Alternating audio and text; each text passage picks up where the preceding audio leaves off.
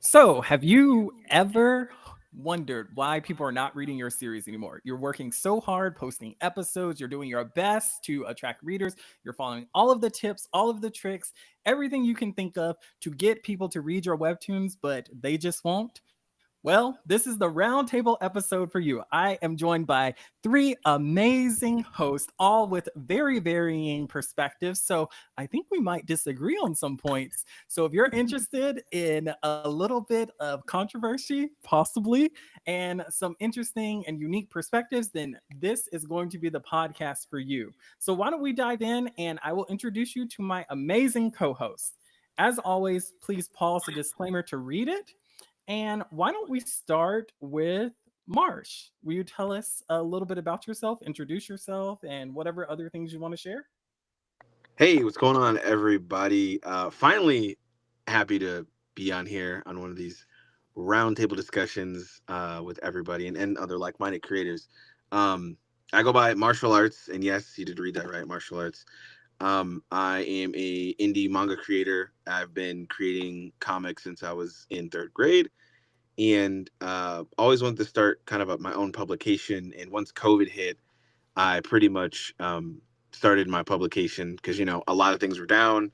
So coming from the film industry, while all that stuff was getting shut down, decided to then start creating my own works and started out on Webtoons and was on there for a good while until I ended up leaving the platform and starting my publication. So yeah, you can go read at least Penguin Boy over on the website lumbinto.net. But yeah, I'm going to be putting the other two works, Brave Soul and Lost Treasure, back on there. But I also write as well. And yeah, that's pretty much it. Also, I just want to plug for Marsh that he has a Kickstarter up that's still I going and you do. can pledge to. Thank you. Thank Of you. I course. do have a Kickstarter that is up. I can't believe I actually didn't put it on here. But I do have a Kickstarter that is currently going right now for Penguin Boy Volume 1 over on Kickstarter. If you do go to Kickstarter, you can type in Penguin Boy. Right now I believe we're in like the $700 or $800 range, and we're looking to get $3,500 by the first week of April. And yeah, we're looking to do that. Thank you for that, Pantheon. Of course. I have it linked down below in the description. You it's just one click away. Support my boy. All right. And next we have Strawberry. Tell us a little bit about yourself. Thank you for having me today. I really appreciate it. Hello, world. My name is Strawberry, and I used to have a webtoon, but no longer. That was a couple of years ago. But now I just have a little YouTube channel where I talk about life and art. And I also started up my own little handmade business where I make cute little things based on my characters. And that I just started last year in November. So, yeah, that's a little bit about me. So here's a fun little fact for you, Strawberry, that you might not have known. I have been following your journey for a really long time, like since COVID, I think. Oh, And I wow. actually used to interact with you on my private now art account, and I made fan art for you for one time. So I do uh, remember that. I do because I still have it on my story. I think I still have it. Yes. oh, perfect, perfect. I was like, Okay, I don't know yeah. if she knows because I I changed do. accounts completely. Oh, I remember. Yes. No, I got rid of my webtoon stuff, but I do have the little fan art, and I do remember that you did make one for me, which I really appreciate. And yes, we have Yes. because I've been following you since then too, because you do webtoon content, and I started following you Mhm. because of that. And so yeah, it's I've just kind of lost my way with webtoon. So I will definitely be playing devil's advocate today. Yes, yes, yes. I love to hear that, whisper in my ear, the devil on my shoulder type. So I can't wait to hear what you have to say. Yay. And our last co-host is going to be the amazing, the wonderful, the magnificent Magic Lands. Tell us a little bit about yourself. Oh my gosh, that is what an introduction. Thank you so much for having me. I'm like honestly so hyped for today. Hi, I'm Magic Lands. I'm the independent creator of the adventure romance webcomic Changeling. I've been publishing it for about a year and a bit. I also make YouTube videos about art tips and comics and other stuff and like other stuff like that. But I just want to say like how much I appreciate these creator roundtables, Apollo. Like thank you so much for hosting them. I know that they've helped me so much as a creator, like starting out and just telling my story. So I'm really super honored to be here, and especially with like all of you extremely talented people. So yeah, super excited, super hyped. Yes, yes, yes. And since I guess I'm doing fun facts for everybody or shouting out people, like please check out Magic Land's most recent video. Like you put in, I could tell you put in so much effort to Oh help my people be able god. to make like really cool trailers. So it is definitely worth a watch if you want to take your Webtoon trailer skills to the next level.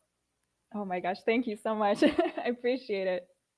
Of course. So that is our cast tonight. We've got some very unique personalities. We're going to have a fun discussion. So let's just jump into this. And let's start by just gearing the conversation. Why do readers stop reading webtoons? Like, what do you think it is? Magic Lands, do you want to start this for us?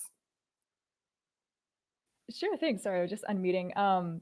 Yeah, I think in my opinion, like there's a variety of different reasons that I think are like personal to individual readers. And I think we also like have to accept that we can't make everyone happy. I think we all, as well, like we're telling our own stories, you know, like we're putting out there into the world, and other people have different kinds of opinions. And I think that's just part of the process of just telling your story, because like there will be reader fall off. That just happens naturally. Even super popular stories, no matter where you start off from, they do have readers that just it doesn't vibe with them. And I think that like with some stories, when they hit a point and it just changes focus drastically, it just sometimes sit weird with readers who went in with like different expectations. So I think it's pretty normal, to just expect that going in. You know, you can't hold the same audience from the beginning to the end. There'll always be change, and that's a part of it. But like telling a story and having an audience like follow you along, you're building up like that trust over time. And Mhm.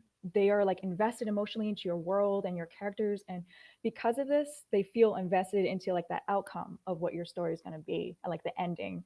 So they're entrusting you as a creator to take you on that journey and give them a good time, right? But that is like, I think the pitfall of like when that trust is broken, that there is, Mhm. or like general poor execution of idea. It can be so many different factors, but I think that is trying to honor that trust that your audience has in you and telling the best story that you can. And I think like the best way of like assessing it is your own experience of like how you enjoy media and how you enjoy shows, and what things that made you turn off from stories and things, and trying to learn from that and seeing like, okay, you know, if this happened in this story that I didn't like, then maybe in my story I'll do it differently. So I think that's one of the best things that you can do, is just sort of be critical in like how you tell your story. Yeah. Mm, mm, mm. Oh, I like that. That's an excellent start. Did anyone else have any thoughts? Yeah, I do want to echo a little bit of what you said, Magic, about kind of like maybe like readers losing interest somewhere maybe in the middle, like maybe they were really interested in the story in the beginning, and then somewhere in the middle something changed for them, like something changed in the story that changed for the reader, and they no longer found it interesting, or was no longer feeding their curiosity, or their interest in in the web comic. But I think also from personal experience as a reader, also busy life schedule. I've noticed that I had waves where, as a reader, I was really into some certain webtoons, and then there were points in my life where I got really, really busy, and it like just fell off. I just didn't. And then by the time I came back to it months later, it had been so advanced, like there was so much content to read that I was just like, oh my gosh, I'm just never going to catch up. And then it just never happened. But yeah, I just wanted to echo a little bit on that. Ooh, I can actually see that a lot. I That happened to me with a series. Like I love the series. I stopped reading it for a while, and now every time I see it, like I'll open it, look at the episode count, and then close it. Yeah. Yeah. Like I That really can like definitely the happen. series. Yeah. Yeah. Yeah, that What can definitely happen. I think to piggyback off of what both Magic and Strawberry were saying is like artists usually have a abundance of chapters in the beginning that they do, and it also can be something to where, like, if the creator isn't uploading on a regular or as consistently as they were, that can also dampen the trust factor. Just talking on the little trust factor that Magic was talking about, like, your relationship with your readers a lot of the times is kind of like your relationship with your friends. They're going to come and check in on you, make sure everything, want to see what's going on. And then, if you have nothing new, or if you're not trying to contribute anything to, I guess, to, your webtoon, you're going to lose people. You're going to lose their trust in, and they're going to be like, oh, well, they upload now instead of uploading every single week, or every single month. Now they're uploading once every 3 months. I'm gonna go read these other stories and go that route. But like Magic said, it could be a list of factors that goes into, why readers stop reading webtoons. And yeah. Yeah, Yeah. yeah. Yeah, I I feel that. wanted to mention maybe some specific things for me that kind of turns me off from reading something. Uh if the pacing is off, like if it just doesn't flow right to me, Mhm. like that can be like a Mhm. jarry, wonky experience. Sometimes I feel like it could be the fact that the episode was unsatisfactory, and you only have so Yes. many episodes that Mhm. are unsatisfactory before I start Mhm. reading. Like I hate to read an episode and feel like nothing happens. So for me, like Mhm. there's a number of factors that I think we'll touch on here as we go through the discussion. But just to put that out there, like I feel that there are specific reasons that creators, like it varies from person to person. And I think even a little bit of business is involved with it too, because your demographic might not be finding it, which can make, like, if the wrong demographic is finding it, then they're going to stop reading too. So we'll get into it, we'll Yeah. get into it, Good but I point. think that was like an excellent start. So why don't we transition into some of those business ideas, like, and let's talk about webtoon platforms in general. So we're not just talking about Webtoon, the company only. Like this is Tapas, Global Comics, Inkverse, any of those type of companies. And the more that these companies continue to grow and get bigger, do you think that the large volume of webtoons published can cause readers to feel overwhelmed or unable to find high quality content that they want to read? Marsh, would you start us off on this? Yeah, no, I would love to, actually. This is yeah, this is a good one. I think as people start to create, with COVID and everything that happened, people started getting more into their creator owned space. They're stuck at home. So I think that caused a large volume of people being able to create things, like on Tapas, Global Comics, Webtoons. And from there, people started to push out, subpar quality, subpar content. There wasn't good characterization, there wasn't good pacing, there wasn't a lot of even technical skill where drawing or application is applied. And people kind of became okay with that until Webtoons and other platforms started to see, like, oh, this is becoming a big thing. Let's adopt some other stories, bring them in here, and make those kind of well known with talented artists with talented artists, writers, all the whole thing. Basically, let's bring a small team in to work on our own select version of stories. And that started to kind of filter things out, and that kind of readjusted everyone's taste for what they wanted to see. And then you still had the same amount of influx of people coming in and, like, saying, hey, this is my comic, this is my web comic, and people are just like, oh, it's not as good as this or this solo leveling or whichever one. And I think, that's kind of what's happening. Is there's so much that you can look at, but different people are telling you what's the right thing to look at, instead of being like, hey, just come to our platform and read what we have to offer. We have hundreds, if not thousands, of stories that you could read. Mm-hmm. Mm-hmm. I agree with that. I think people's time is valuable, and so I do think it's really hard to pick a series that's going to be quality content from like a reader's perspective. Like they would hate to pick up something and like not enjoy their experience. So there is like a lot of trust, and so I think that's why you see like a lot of the same and same type of webtoons being suggested to people or people Yeah. reading them. And so I feel like it has like a really big impact.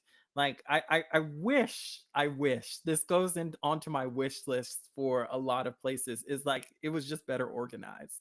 And I feel like if there was some organization, it would eliminate some of that like anxiety for the reader, because to an extent they'll know what they want. Yeah, Yeah, I can agree.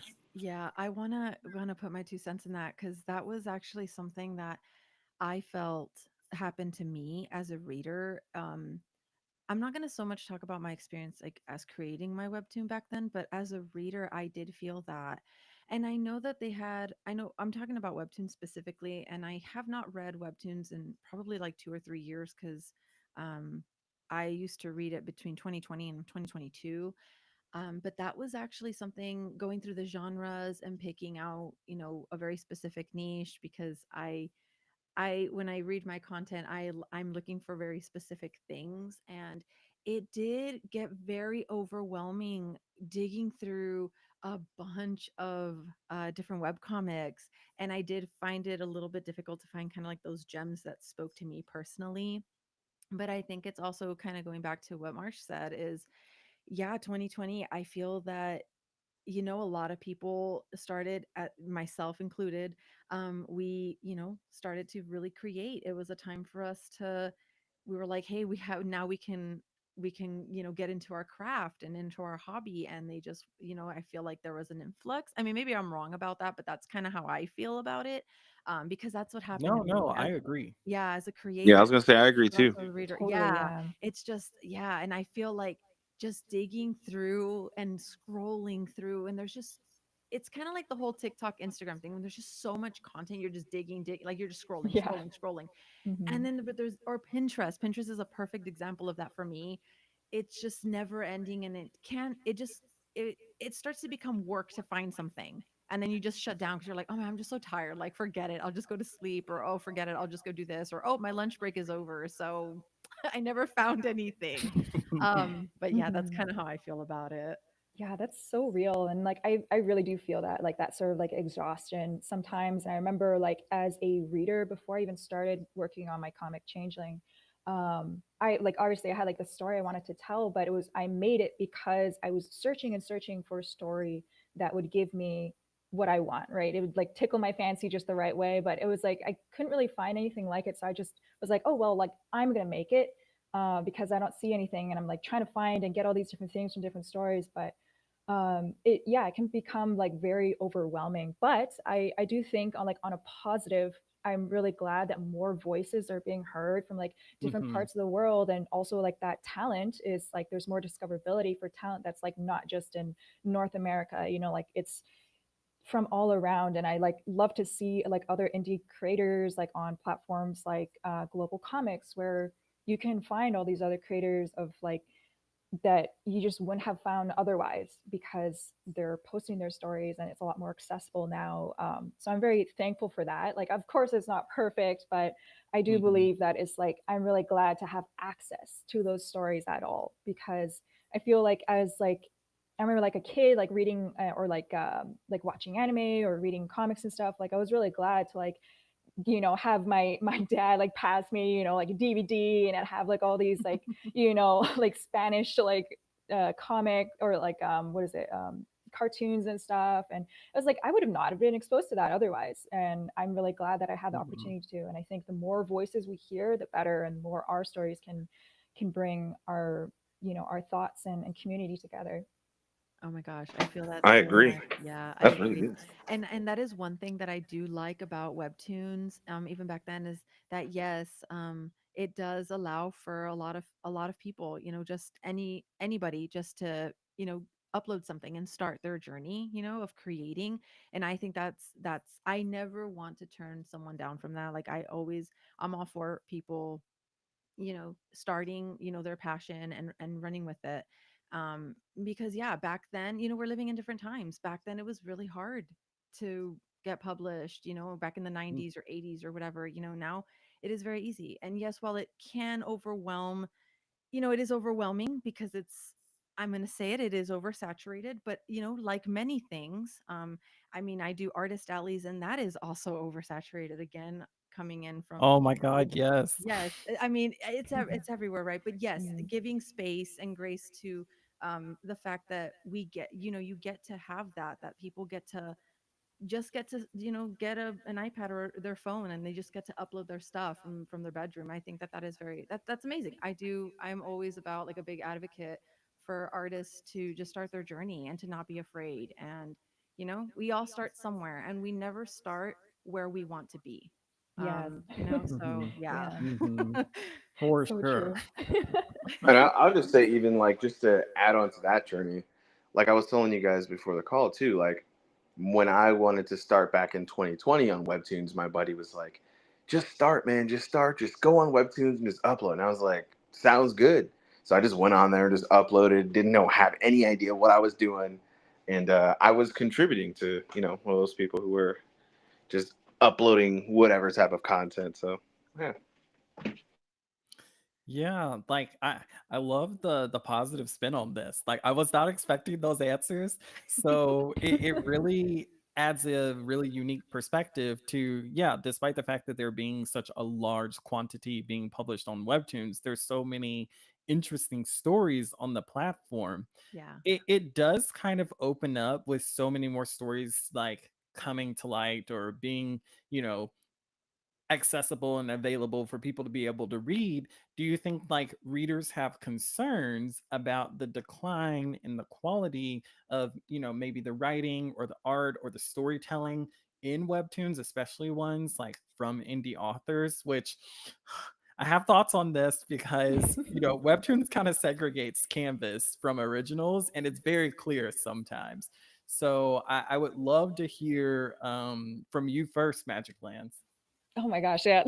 I'm so ready to hear what you have to say about this though, because like, yeah, I do feel, I do feel like Canvas is a whole other section, and I'm probably going to touch on this later. But I was going to say, like, I feel like a lot of like maybe the like majority of the audiences that are like casual readers have never touched Canvas. Like they are not Hmm. adventurous and they don't want to try anything new because they're so used to what they're reading. Like just they just want their villainous reincarnation story, and that's all they came onto Webtoon for. And I feel like as a indie creator, I have to like accept that that it's also not easy to maintain perfect quality throughout a large like long spanning story, especially like original level, like originals, Webtoon originals, because like they have a whole team, right? Or I'm just one person, I'm just doing this for fun, I'm like my free time, but it's still like such an important thing that I want to do and give the best story. And that's why I believe like the revision process in the writing part is so extremely important, because like having everything laid out,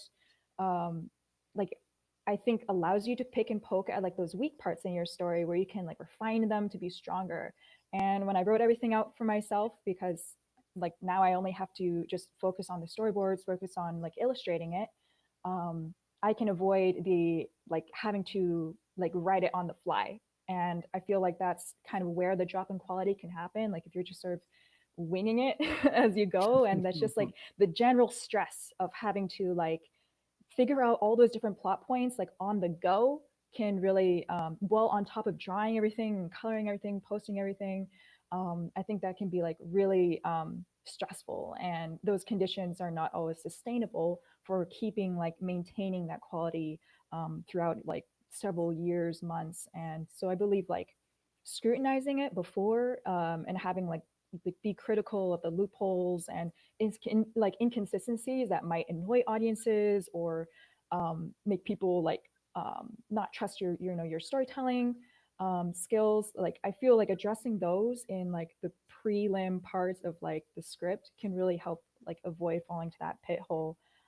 But yeah, I think in general, like good things take time. And I think in normal cases, and especially for Canvas stories, I do think that I often see the opposite, that quality improves as we gain experience in our craft. Mhm. Mhm. And I don't think it's something that like creators should be like paralyzed by at this stage. Like if you're just starting out, like change is natural, your art style will change, but we improve with everything we create. So I think like just go for it. Don't let it like, you don't have to like get good before you start. I feel like just start, you'll learn along the way.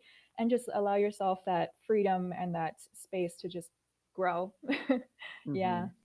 Oh my gosh. Ooh. There's a there's a there's something I'd like to say, especially piggybacking off of that, where you said artists don't feel shouldn't feel paralyzed about this, about like where their art is currently, because obviously you're going to get better as you go on, and it's understandable to us, but to those people who are just standing out or just starting out, excuse me, they just think like, I'm going to be stuck at this level. This is where I'm at. Like Mm. this is how I'm going to be. But I want to add into the fact that for the artists, or if you are someone who is doing something on Webtoons, art can be subjective in certain instances. I don't think it always is going to be, and this is me talking about the quality of the art specifically. Mm-hmm. Even in writing and storytelling, the matter of the fact is this, and I learned this from an editor that I know and I talk with, and he taught me something very valuable. Art is subjective until you're doing something sequentially. And what that means is, doesn't matter your style. Now, your style of art is going to be your style of art, but the moment you start putting it into a sequence of panels, whether that is webtoons or comic layout or whatever, um, your art needs to be able to be rendered to a certain degree where you're actually, giving off the emotion you want to give, whether that's excitement or sadness or anger. And there are a lot of creators who will say like, oh, I'm scared I can't do this because I want it to look this way. Do it the best way you can and just go from there. Don't be afraid to do what you can and move on. And I think a lot of the times that's what it is. So Yeah, I'd like to echo what both of you just said, but Magic, going back to you had mentioned that it can get a little clunky and a little hard for a creator to do as they go, to make up a story and stuff as they go. And unfortunately, that happened to me actually. I did not pre-plan anything at all when I created my webtoon, and I only got to 4 episodes of my webcomic. And yeah, it was very, very difficult to plan, write story, draw, storyboard everything, line it, everything, and then export it, and then still meet that weekly upload schedule, which was absolutely impossible. And yeah, and I could Mm-hmm. definitely see a quality, quality issue in my work. Absolutely. I mean, I go back and I'm like, my first chapter actually looks better than my fourth chapter. And it's not up there anymore, but yeah, I definitely, yeah, it's hard. It's difficult doing it all by yourself, and it's hard to, when we have to compare ourselves with teams of people, and also people who are using a formula, and a formula that works. Like you said, you mentioned the villainess thing, and I find it so funny because there Yeah. are some that I do like, Oh, me too. but Yeah. I haven't read any, and I don't know if this one, but there's one called Why Renala Ended Up at the Duke's Mansion. That's not really like a villainess one, and I don't even think that one's on Webtoon. But those types of, I died and I became a character in a storybook type formula. Those are also very popular. But yeah, and I get that. But I feel like play off your strengths for creators who are creating webtoon content. Play off your strengths, lean on them, and as Magic said, you do get better as you go, and your quality will improve. Unfortunately for me, it did not, because I just put Oh an no. it's all good. unrealistic expectations on myself. Yeah, so do plan. No, Plan a little bit. no. Strawberry, that's not true. I read your series when it's Yeah. coming out. It Oh, was well, thank you. fine. Oh, thank you Yeah. so much. I will say this though, Strawberry. Like I feel like when you're in the trenches and you're like working on the episode, those first few episodes you probably put a lot of effort into. And then when you get on that deadline, you're like, whatever. Yep, So yep, I feel that. You're like, "I just wanna upload this. I just wanna be done." exactly, exactly. Like, oh, okay. So this is what I was going to say. So y'all are gonna have to like step into my audience for a second and be like join my TED talk, because like I have a lot of thoughts. Like this is probably one of the questions I was most interested to like talk about. I Bring it think on. that the answer is yes and no. Yes, Oh my for god, yes. originals, there is a significant decline, and no for Canvas. And I'll explain for Canvas or for indie in a second. So with originals, the decline is, I feel like platforms like are seeking a repetition. So like we mentioned earlier, like I got reincarnated as a villainous. Well, they keep like pumping out the same story over and over again. And so I feel like that is a decline in the factor of like there's so many other unique stories that you could tell where you could like sprinkle out this replica throughout, you know, every quarter or so, every year or so, instead of doing it back to back. And so I think for readers, that is kind of like a dissatisfaction if that's all they're finding on the platform is the same story over and over again. It I works to an completely agree. extent, Yes. but like after my sixth time reading the same story, I'm just like, I'm done with this. Like, I'm good. I'll come back when I'm ready to pick up another villainous story. So I feel like it limits the reader or the audience a little bit. You can agree or disagree. That hey, No, that's just my I thought. agree. No, I completely agree. And it's funny because on my notes here, I straight off my notes because I wanted to respond to what Magic said because I what she said was like it really jived with me. But yes, Yeah. I also put on here yes and no with the with the quality of yeah. It's like you took the words out of my mouth. Like I'm all for like a good villainous story, but when you're literally just regurgitating the same thing over and over like 5 times in a month, I'm kind of like, oh, okay, like this is like one every once in a while is okay, but like I'm just Yes. yeah. And that's what I hate about the algorithm. Like, even on Yeah. like other social platforms, the algorithm will suggest something different to me all the time. Like, Yes. if I read The Villainess is My Sister, like, the Webtoon algorithm will be like, would you like to read The Villainess is My Brother? Like, I'm like, no. We need to like read these comics with like a bingo card, I swear, because it's like, it's Yes. like Yes. villainous, reincarnation, or it's like, oh, like high, noble castle, or Yeah. CGI horse, right? Yeah. Oh, yes. CGI Oh, yes. horse. Yes. Oh Please man. do that. Like, we need to have a bingo night. Like, that would be Yeah. so fun. Oh my God, please, Apollo, do it. You gotta, Yes, yes, yes. please. Okay. So funny. I'm gonna bring the champagne, you bring the bingo, and Oh my Strawberry God. and Marsh, y'all have to bring something too. We'll figure it out. Okay, okay. So for the indie slash canvas side, my answer is no, because I feel like you have to be in a different headspace to like look at indie or canvas series. And my reasoning on this is a lot of times people are just like they just decide I want to make a webtoon, no experience, no, background in it a lot of times, and they just go with it. So it's literally, to me, almost like the first draft of a story. And so it's really hard to critique someone on their first draft, like, and compare it to an original. Because like originals go through so much work and revamping with like professionals and editors that it's really hard for me to say like it's a decline, because I feel like if it's your first draft, it's only going to go upwards, if that makes sense. It does, and Yeah.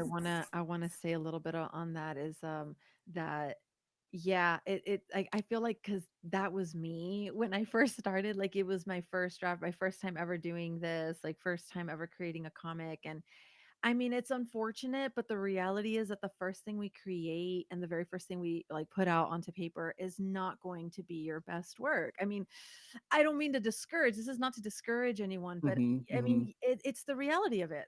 It's It transparency. goes for me. Yeah, it's and as experience, as you continue to go and keep doing, and this is why what Magic said about feeling paralyzed. Like, don't feel paralyzed and don't stop, because if you're like, oh well, this is my first work and I put this out and it's crap. I'm like, well, not all of it is not always going to feel that way. It's not always going to be that way. You just have to keep going. But like you said, it's hard to really critique someone on their first draft. I mean, that's Hmm. in a way it's not fair. But yeah, the realities are that yeah, probably the first thing we put out is not going to be the best. So Right. it's not fair to compare, especially to a team of people with one person. Yeah, it's not fair at all. This is like, this is what I wish I could go back in time and like tell myself and anybody else who's like trying to like work at a series. Do, if you can get like 10 people to like beta read or draft read or alpha read your series, it will open your mind. Like, I've done like small, like I've asked friends here or there to like, oh, can you give me your thoughts on this and whatnot. This is like a little side tangent, But this last time for the Webtoon contest, I've had like a bunch of people like read things for me and give me feedback. And it has been so eye-opening to help me as a writer because like some things that are very like clear in my mind did not convey well to the audience. And I'm like, but it's so obvious. Like you should understand this. And like I feel that if there's places for people to grow to keep increasing, getting feedback like that is so important, and it will just help you blossom. Like it opens my mind so much whenever I get feedback from someone and they have like clear critique. I'm like, oh, okay, well, let me adjust my perspective. So with all of that being said, my thoughts on like any indie or canvas creator, like there is no decline. There's only up from your first draft. Yeah, Yeah. I do Yeah, agree. I I can agree. agree. I like I, yeah, yeah. I think if you're going to get any sort of, I think with that, like the whole point is you have to be understanding that some people are going to give it to you straight and other people are going to give it to you kind of around the bush, and it's up to the person to kind of interpret who they're getting their critiques from, because some people have no idea, you know, Hmm. what what they're trying to go for. Like they'll be like, oh, hey, can I get a critique? And they'll be like, yeah, I felt a little bit dry, but then like they can't explain what that means to the Hmm. artist or the writer, you know what I mean? Oh, Yeah. most definitely. Most Yeah. definitely. It was just Hmm. an experience that I had where I was like, I feel like this is helping me grow leaps and bounds. And I feel like sometimes you get stuck in that plateau and you just need like tons of feedback sometimes to like jump over that Yeah. hurdle. At least that's what worked for me. So, speaking of, my brother is reincarnated as the first Slime King. Do you think readers feel that many webtoons are just becoming like formulaic and they lack originality? Strawberry, what are your thoughts? So oh, I did have a little couple of notes on this one, and I don't know if I may go off a little bit off tangent. So if you need to kind of redirect me, let me know. But I Let's hear do it. feel that, yes, I do feel that many follow a formula, and I do feel that formulas work. I think that they're there for a reason. I think, when you think of movies or TV shows, manga, webcomics, everything, formulas sometimes work. um, However, sometimes formulas can be bad. Like I don't think there's anything wrong with using it. But I don't think that straying away from it is bad either, because if you stick too much to it, and there is one, and oh my gosh, and I absolutely love the series, and I never finished it. So I'm not throwing any shade, because again, I started reading webtoons back in like 2020 to 2022. But there was, you know what, I'm not even going to mention it because I don't want any controversy, and I don't want to like throw any shade to this one, Ooh. creator. I don't. And I love their work, loved their color style, but it did get, and it wasn't lacking in originality, because I know that they took a lot of parts from, or a lot of inspiration from Magical Girl, but they put it, did it like with a twist, and it was really interesting. But I think what was so formulaic about their, uh, I guess, their webcomic, was that it just started getting really repetitive. We go back to kind of like the villainess thing. It wasn't a villainess webtoon, but it just, the story, it was very repetitive, and in the way it would end, the kind of the same cliffhangers. And now I will say this, I don't know if they did that based on their audience, because of their statistics, if their, or what is it, their demographic, not their statistics, but if their Hmm. demographic was a certain age group, that would make sense. Because if something works, between the ages of 12 and 15, then obviously you're going to stick to that formula because it works, right? That's your audience, and that's what you're going to do. Versus me, who's a 30 something year old, after a while, I'm like, okay, this formula, it works, but like I'm catching on and it's becoming boring. So I'm going to drop off, right? So Hmm. it's like a yes and no. I do feel it's difficult as far as this very specific webtoon I'm talking about. But I, in my personal experience as a reader, I do feel that yes and no. Again, there's nuance in everything, and I don't want to poo poo on anything, right? but, Yeah, yeah. but yeah, I do think that the formula, it works. I get it. but sometimes I think that it would be helpful to use it and then maybe do a twist. But I guess, it depends on your demographic. I You think you know, hit something on the head very perfectly when you had said you look at something for such a long time, you get to a certain age, and then you start to grow out of it. And I think that can make some of these things feel formulaic or lack originality. And the readers will definitely feel that way as they start to evolve, or if they see enough of those, like, we were talking about villainesses, or like, oh, I'm now in another world with blank insert title here. Like, I think all those things can definitely make somebody go, oh, okay, I kind of grew up with this. What else is out there? Type of vibe. So I think that was a good Yeah. point. Yeah, Yeah. yeah. yeah. I, Strawberry, you'll have to meet me in my office after the stream. Oh yes, for sure. I'll let you know. I actually wrote it in my notes, but I'm like, maybe I shouldn't say any. I should say it out loud. But yes, I'll tell you which one I'm talking about. I'm so curious. Yes, yes. Okay, locking it in the vault afterwards. Also, I just want to say that was perfect because, like, since this is like I started with you, the little dinosaur is your art. So I'm just like, yeah, she's blowing down the city. I will say that formulas have their place, like you brought out, and I think like a lot of people do like formulas, especially from the reader side of things. They just like a little twist, like and make it garlic flavored or parmesan flavored instead of plain. Like that's what the readers want. And so with the rise of these repetitive and overused types of stories, do you think that they've led at all to reader fatigue? What do you think, Marsh? Um, I would have to say it's like a 50-50. I think, like, going back to what Strawberry was saying, it really just depends on, like, who you are, where you are, like what demo you're a part of and what you're used to reading. I think if you're used to reading something that's more action based, you're probably going to get tired of the same thing where it's like, oh, character goes on journey because of this and then has to go find this or become the greatest of this. And you're just like, okay, cool. This I've seen this like 30 million times. How do I kind of change out of this? Like, maybe I'm going to start reading more slice of life.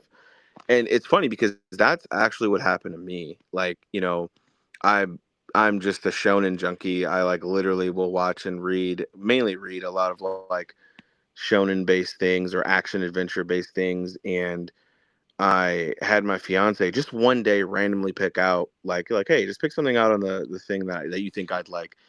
And she picked out this seinen slice of life, like this more adult slice of life one. And I was like, this is really cool. And it was just about like baseball players and this love triangle that happened between this girl, like the guy's best friend, and then all this stuff happened. But yeah, and please reel me back in if I'm like going off the rock. Um, but yeah, no, it was just really interesting, and I think with that, there has been a rise of like people kind of swaying from the normal and wanting something that kind of has a twist to it. Because just like what you said, Pantheon, it's fine if somebody likes a genre or if they like reading, a certain Hmm. category, but we always just want something to be a little bit different. Hmm. How many times can you see a movie from the same franchise and have the same outcome? That's why those are all different. So I think so. Yeah, like uh, I think a perfect example of this, I don't know if you guys have been like paying attention to like solo leveling at all, but like so many people are Yeah. catching on that it's just like I don't want to call it a ripoff, but shh, ripoff of Hunter x Hunter. Yeah. They're like, so I'm gonna call myself a hunter. And Hunter's like, oh great, like take inspiration from me. I'm down. And then it's like, you know what? You're governed by a hunter association. And they're like, yes, okay, great. I want that too. And then it's like, all right, our power system's based on aura. And the solo leveling is like, me too. And then it's like, oh, one of the most famous arcs in Shonen, the ant arc. Yeah, let me copy that too. But like readers don't care. So Yep. I feel like there's instances where The repetition, when it's too much, they want out. But when it's just the right amount, they're completely fine staying in that boat and not jumping off for dear life.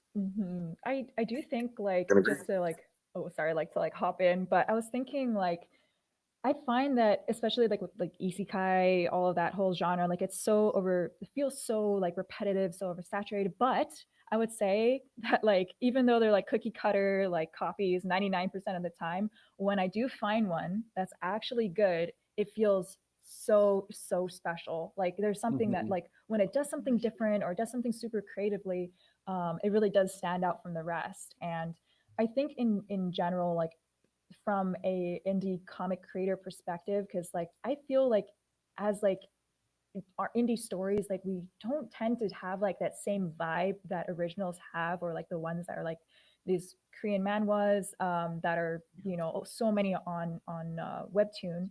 I feel that like all of ours have like their own kind of flair, and that's just from our own general style, our own voice. And I think like the anxiety of like I don't know how to describe it, of like being fearful of like telling an overused like story, right? An overdone story, I think is like can be a little bit paralyzing. And like I remember, sorry, that's this might be a little bit off topic, but I was like, I remember when I first started drawing out the panels for Changeling. At the time, a comic on Webtoon was Sable Curse. Really great comic, by the way, like absolutely amazing. But I was reading it, and then I panicked and I went to like a total death spiral because I was thinking, I was like, the beginning was so similar to mine. And I was thinking, like, I've wasted 8 years of my life writing a story that someone beat me to by creating it before me. And I was like, I'm gonna have to like throw my 200-page like script out in the trash right now because like it's been told before. But I think like the more I read that story and the more I realized that like the differences and like our style, the differences and those different changes in like the plot path, I was like realizing that no, like I think the story still has worth, at least for like what I want to tell. But it's just like I totally and deeply understand the desperation of wanting to tell your story first before anyone else, and it's Mhm. maddening. Like, but I think like take a deep breath, and I assure you it'll be different. And that's just through your own story, or like through your own voice as like an independent creator that you're telling. You know, I think it's like when it comes to like you know, like Webtoon, and they do like these more like corporate style comics, they tend to feel like super repetitive and super like Mhm. copy paste. But I think like from an indie perspective, I think it's like it'll I have a little bit more calmness to that now. Yeah. Magic, you inspire me so much. Oh Yeah, my I Yeah. feel the god. same way because so my webtoon was I promise this will be quick, but mine started off as like a magical girl, and I'm super like inspired by magical girl anime and manga, and I felt that so much because I'm like, look, the magical girl genre is super repetitive, and it's always the same thing. And now they've started like making it more dark, you know, with Madoka Magica and like the other one, I can't Mhm. remember. Mhm. That wasn't Mhm. that great, but Madoka Magica was good. but Yes. but yes, I feel that because I'm like, well, I'm doing a magical girl, but how can I put my twist on magical girl, right? And so I think that's one of the reasons why I kind of stopped my webtoon, and it was a lot of overwhelming, a lot of burnout, but also a lot of it goes back to the repetitive genre. And I hate to say it, but I don't know if it's just me.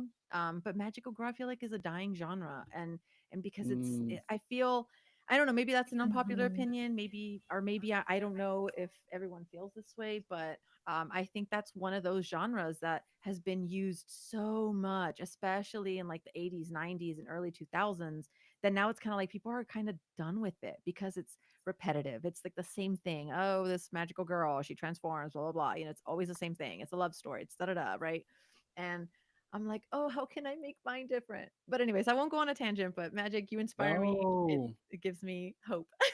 Listen, listen. In this house, we're all on tangents. Like we accept it. Yeah, Let's I just go off. I'll have to say just to disagree with you, Strawberry. I think Magical Girl is very popular. You think I think it so? just depends on, yeah, I think it just depends on where it is. Cuz Oh, like wonderful. you I you love it. could say the same thing about like shonen or action adventure stuff like One Piece or Naruto.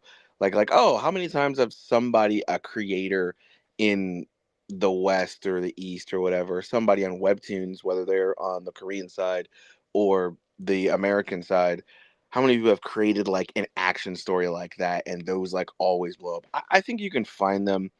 Maybe they're not as popular as they once were, but they still got a lot of love to them.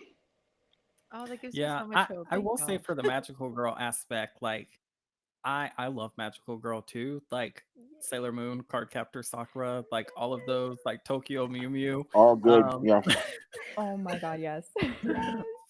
but I agree with you, Strawberry. I think what it's happening to it though is it's moving towards becoming more niche than anything. Like Yes. this is definitely a side tangent, but like I don't think it's going to become unpopular because Sailor Moon is just like cemented in pop culture. Like Yes. I think it'll be a while before the genre dies.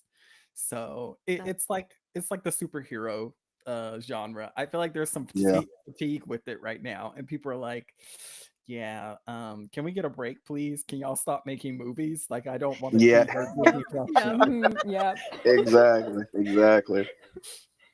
So, getting back on track, let's talk about the structure of Webtoons and just dive into that a little bit. So, Strawberry, do you think that shorter format Webtoons compared to other forms of storytelling, do you think it has like an impact on reader engagement? So, we went from like, I don't know, like people reading novels to people reading like these little bite-sized pieces of stories.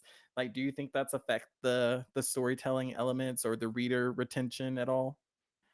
So personally, I'm gonna speak as a reader. Honestly, I prefer shorter form, I guess, content when it comes to movies or I guess not movies, but like TV shows.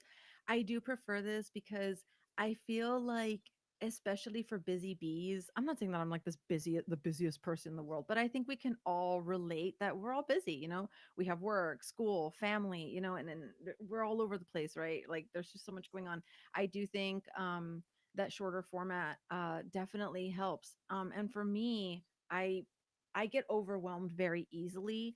And one of the things for webtoons is sometimes I would catch myself, reading a web comic, right? And they do the what is it, the down scrolling. So you would have to scroll, as you read down. And sometimes it was just so long. Like I was waiting for the end, but like it never came. And it was just like never ending. And I just kept scrolling. And I'm like, oh my God, it's still going, and I'm like, when is this gonna end? And then I would catch myself like just like scrolling all the way to the bottom, like, oh my gosh, I still have like X amount. I'm like, no, no, I can't do this. Like, I don't have time. Like my lunch break is only 30 minutes or whatever, right? So personally, yes, I do think that this is nice. And maybe it's also depending on your demographic and I don't know if it's so much niche. I don't want to say niche, but I do think it could work, and I do think it would have long-term engagement. I think people look for short form content. And I'll say, webtoon aside, I know like Netflix or HBO, as much as my husband and I love to watch hour-long shows that are really good, we've actually really enjoyed just watching like a quick 20-30 minute episode of something because we're just so Mm, busy. And mhm. but again, this could be based on the demographic.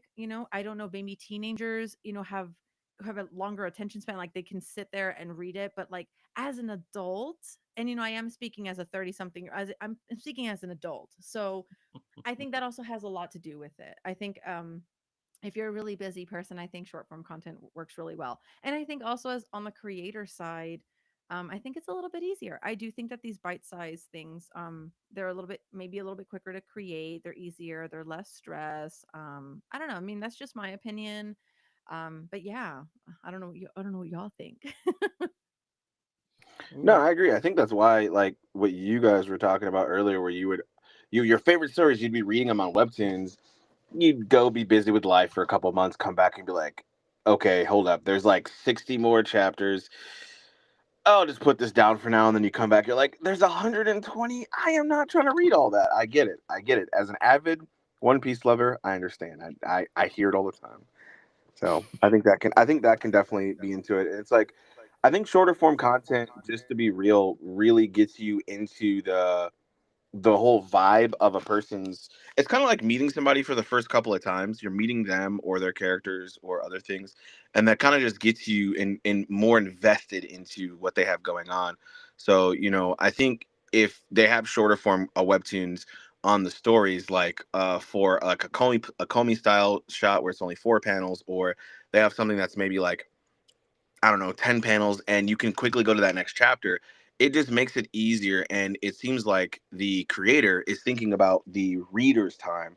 And so when they do start to make something that's more long form, even if they address it like, hey guys, gals, people, we're just making, I'm going to be making something a little bit more long form. It's going to take a little bit longer to come out. Hopefully you guys can vibe and share with me.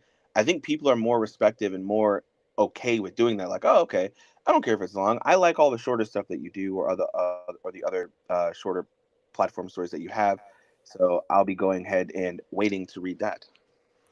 Yeah, because like I don't know, I'm a bit of the opposite. I guess I'm like I'm an enjoyer of long form content. And as someone who's never TikToked before, I still have like a lot of like a residual frustration with like short form content kind of just spilling over into social media and everywhere Mhm. it's like pushed. So I feel like I don't know, but I don't have that same frustration with webtoons. And I think it's like kind of as you guys already said, like it's kind of like the short form, long form content. Like I know if I keep it like if I stick around long enough that there'll be the continuation of the story. So it's like in small little bite size, but it's like coming back to it. And it's like it's addicting to like come back and binge those stories for me, and like especially for those that have like a long wait time before like uploads. I find it makes it like that much more special like when they do update, because I'm like, okay, you know, this is a special thing, you know, this doesn't happen all the time. So I usually like am very excited when I catch up with those stories. But I am definitely guilty of doing like the never ending chapter where it's just like scrolling. When you said that, I was like, oh no, that's me. Maybe not mean it in a bad way. Maybe I'll change. Yeah, but yeah, it's interesting. I think yeah, there's like a mix of people who, you know, enjoy those long form, and like I find a lot of those like audiences kind of probably come from like comics, like OG comics scene, or like manga, because like you do get Yeah. like longer, like you have to read a Mhm. lot more. Yeah, Mhm. but yeah, I feel like there's like a little bit for everyone, and I think that's the beauty of it, is like there is such a selection now that you can get your fix kind of anywhere. Yeah. Absolutely. I agree. Beautifully said. Beautifully said. I think for me, it just it doesn't matter. It can be short or long as long as the episode is satisfying. Like I don't like reading an episode and feeling like I don't know what's going on. I don't like in a bad way, because sometimes not knowing what's going on is good, but like in a bad way. Or I don't know what you're trying to set up. Like I like intention in my reading, and I'm just one of those people where like if we don't get to the point quickly, then I'm out. And so I guess maybe that leads towards that like shorter form content, because I feel like once we've built some trust, I'm hooked for a longer episode or I'm hooked for a longer read. But in the beginning, I'm like, I need purpose. I need you to explain. Yes, I completely I feel that. Yep. I'm kind of the same way. I can agree.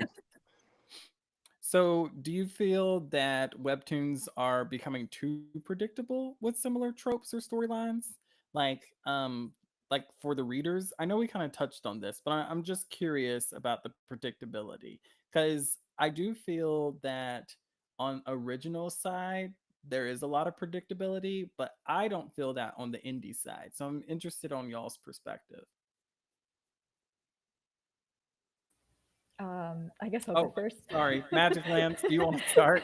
Sure. I'm sorry. Um, yeah, I think that like, you know, tropes and stories are like so prevalent because like, or like, you know, those main like originals ones, because like they're pretty guaranteed formula.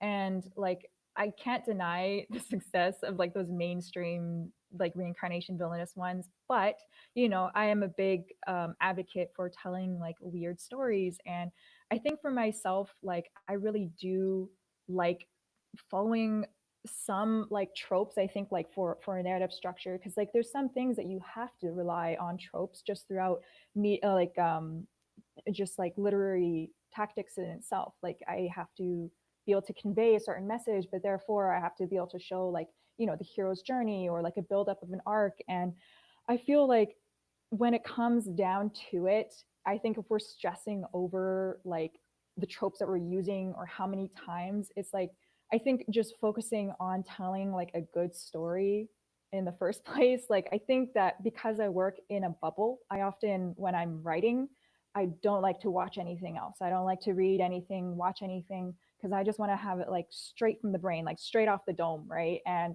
just like Mhm. build off of it in my own sort of view. And I think there's a lot of benefits of kind of working in a bubble, because then I think subconsciously, if I'm reading or watching other series and I see like I don't know, like something that will influence my story, subconsciously I could end up putting it in my story. And I think, yes, like I like to put in those tropes, but I also like try to like mix it up. I It's hard to explain.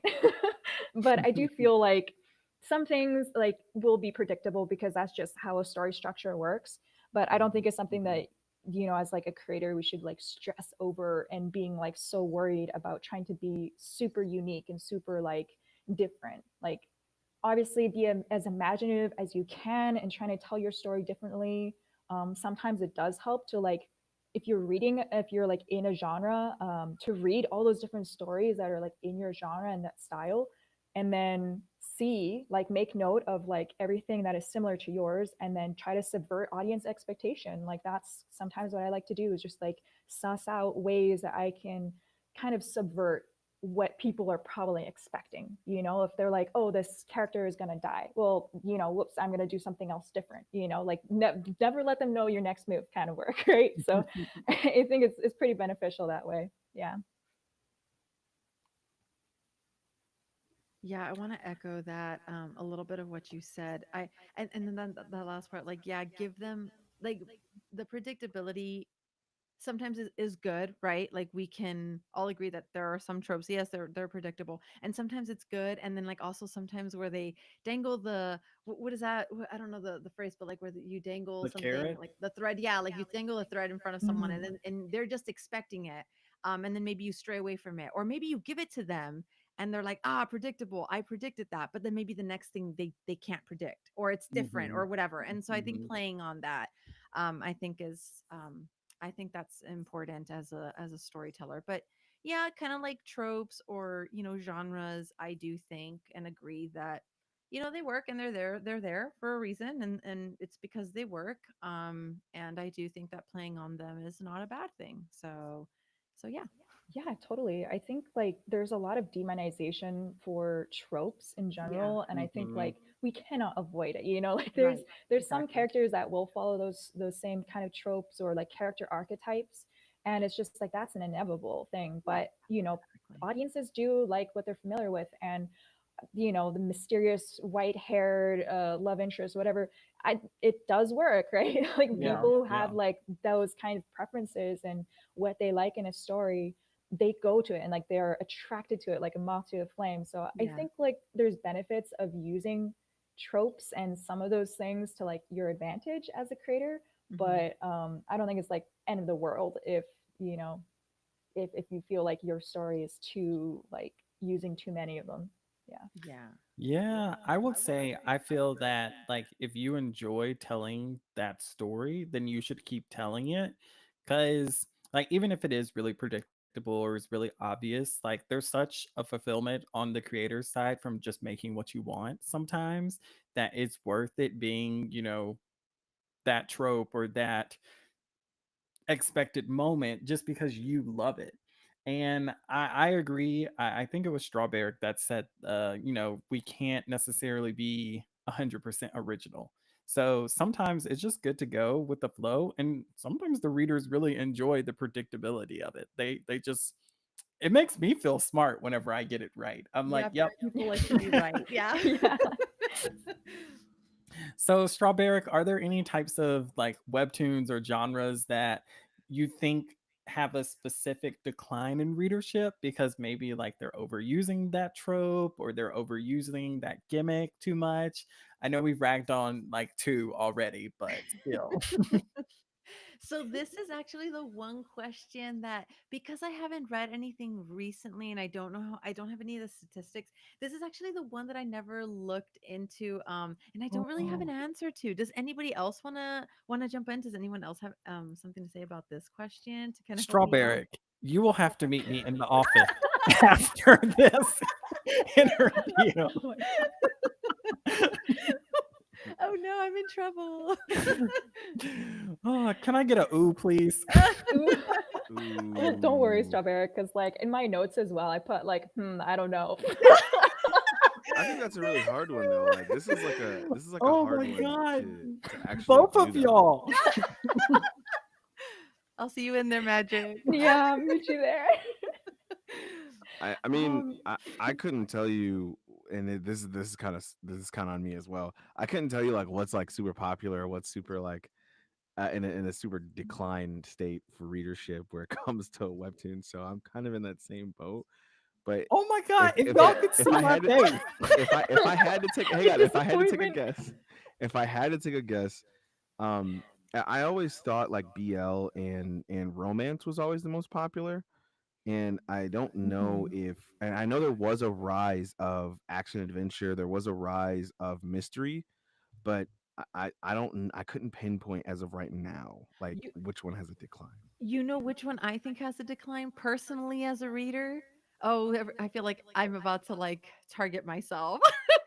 Oh But you no. know which ones I really don't care for? And I know this isn't webtoon because I don't I think they're like manga, but they're anime too. But you know which ones I don't really care for that I feel it's a decline on my list is like the time I got reincarnated as slime, like those really long-winded, like Yeah. like the time I went on an adventure with the bear that was in the cave and then I met a girl. Like those kinds of titles for Yeah. me like I don't know, turn me off. So I feel like significant decline for Strawberry is those kinds, but I can't speak for any of you. The ones that say like, oh, is it wrong to pick up girls in the dungeon on the south end of Yes, this and this? You're like, that what? one, like Yeah, it's like this that. sound like AI generated like names. Oh my God. So I Sorry, just want to Pantheon. highlight this. Our you said if all three of them can't answer, then it's my fault.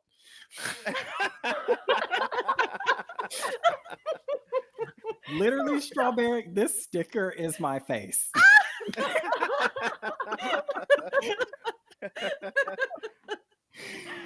Oh my god. Oh, Disappointed okay. dad. Well, I guess chat or people watching in the future comment down below what you think is, genres on webtoons that are in decline. I'm just so offended. So I'll let's be talk ready for about next time. We improvement. Like, tried. Don't worry. We'll all be ready for next time. Don't you Yeah, worry. yeah, we will. Yeah. okay. How are we going to do the bingo cards if y'all don't know that? That was a free space. Yeah. That was that was a free space. Okay. Improvement suggestions. Like Magic Lands. What could Webtoon platforms or creators or whatever do to like re-engage readers and retain new ones? Well, sorry. I don't really focus too much on the audience, to be honest. I just like, I just do my own thing, and I just pour all my effort into like telling a good story in the first place. But like, I would think to get back, like, I don't know, like getting like feedback from like other creators or even like readers, the commenters, I think is like super helpful, and other people in your niche, especially. If you feel like it's story or plot related, sometimes like the plot just takes a turn and it's just, readers just decide like, okay, I'm not into this. And I think it was like the same situation that is just like, you just can't really get them back unless, okay, like I'm gonna derail this like super quick for a second, but like I bailed on watching Attack on Titan, shoot me, but I was like watching and I was like, after a certain someone got killed on a blimp, and I was like, yeah, I'm out. My boyfriend, my friends, even my brother, That like is try the- to talk me. That is try the to- exact point I left. Just know. yes, I know they try exactly to what you're talk me talking back about.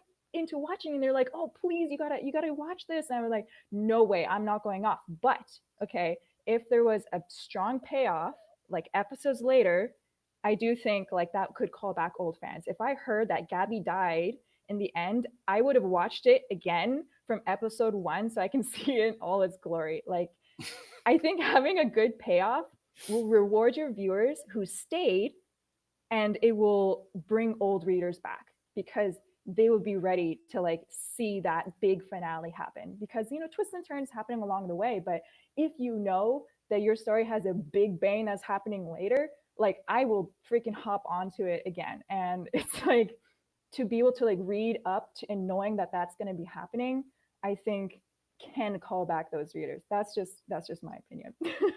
I feel that. I feel like it has to be like every move, or not every move, not every move, but like when someone's going to do something really big in a story, or it's going to impact like a character that I really like, it has to be justified. If you're not going to Mhm. justify it for me, then Totally. I'm out. I'm like, nah. And okay, I've never seen Attack on Titan. I've never seen it. So now I feel like I have to watch it.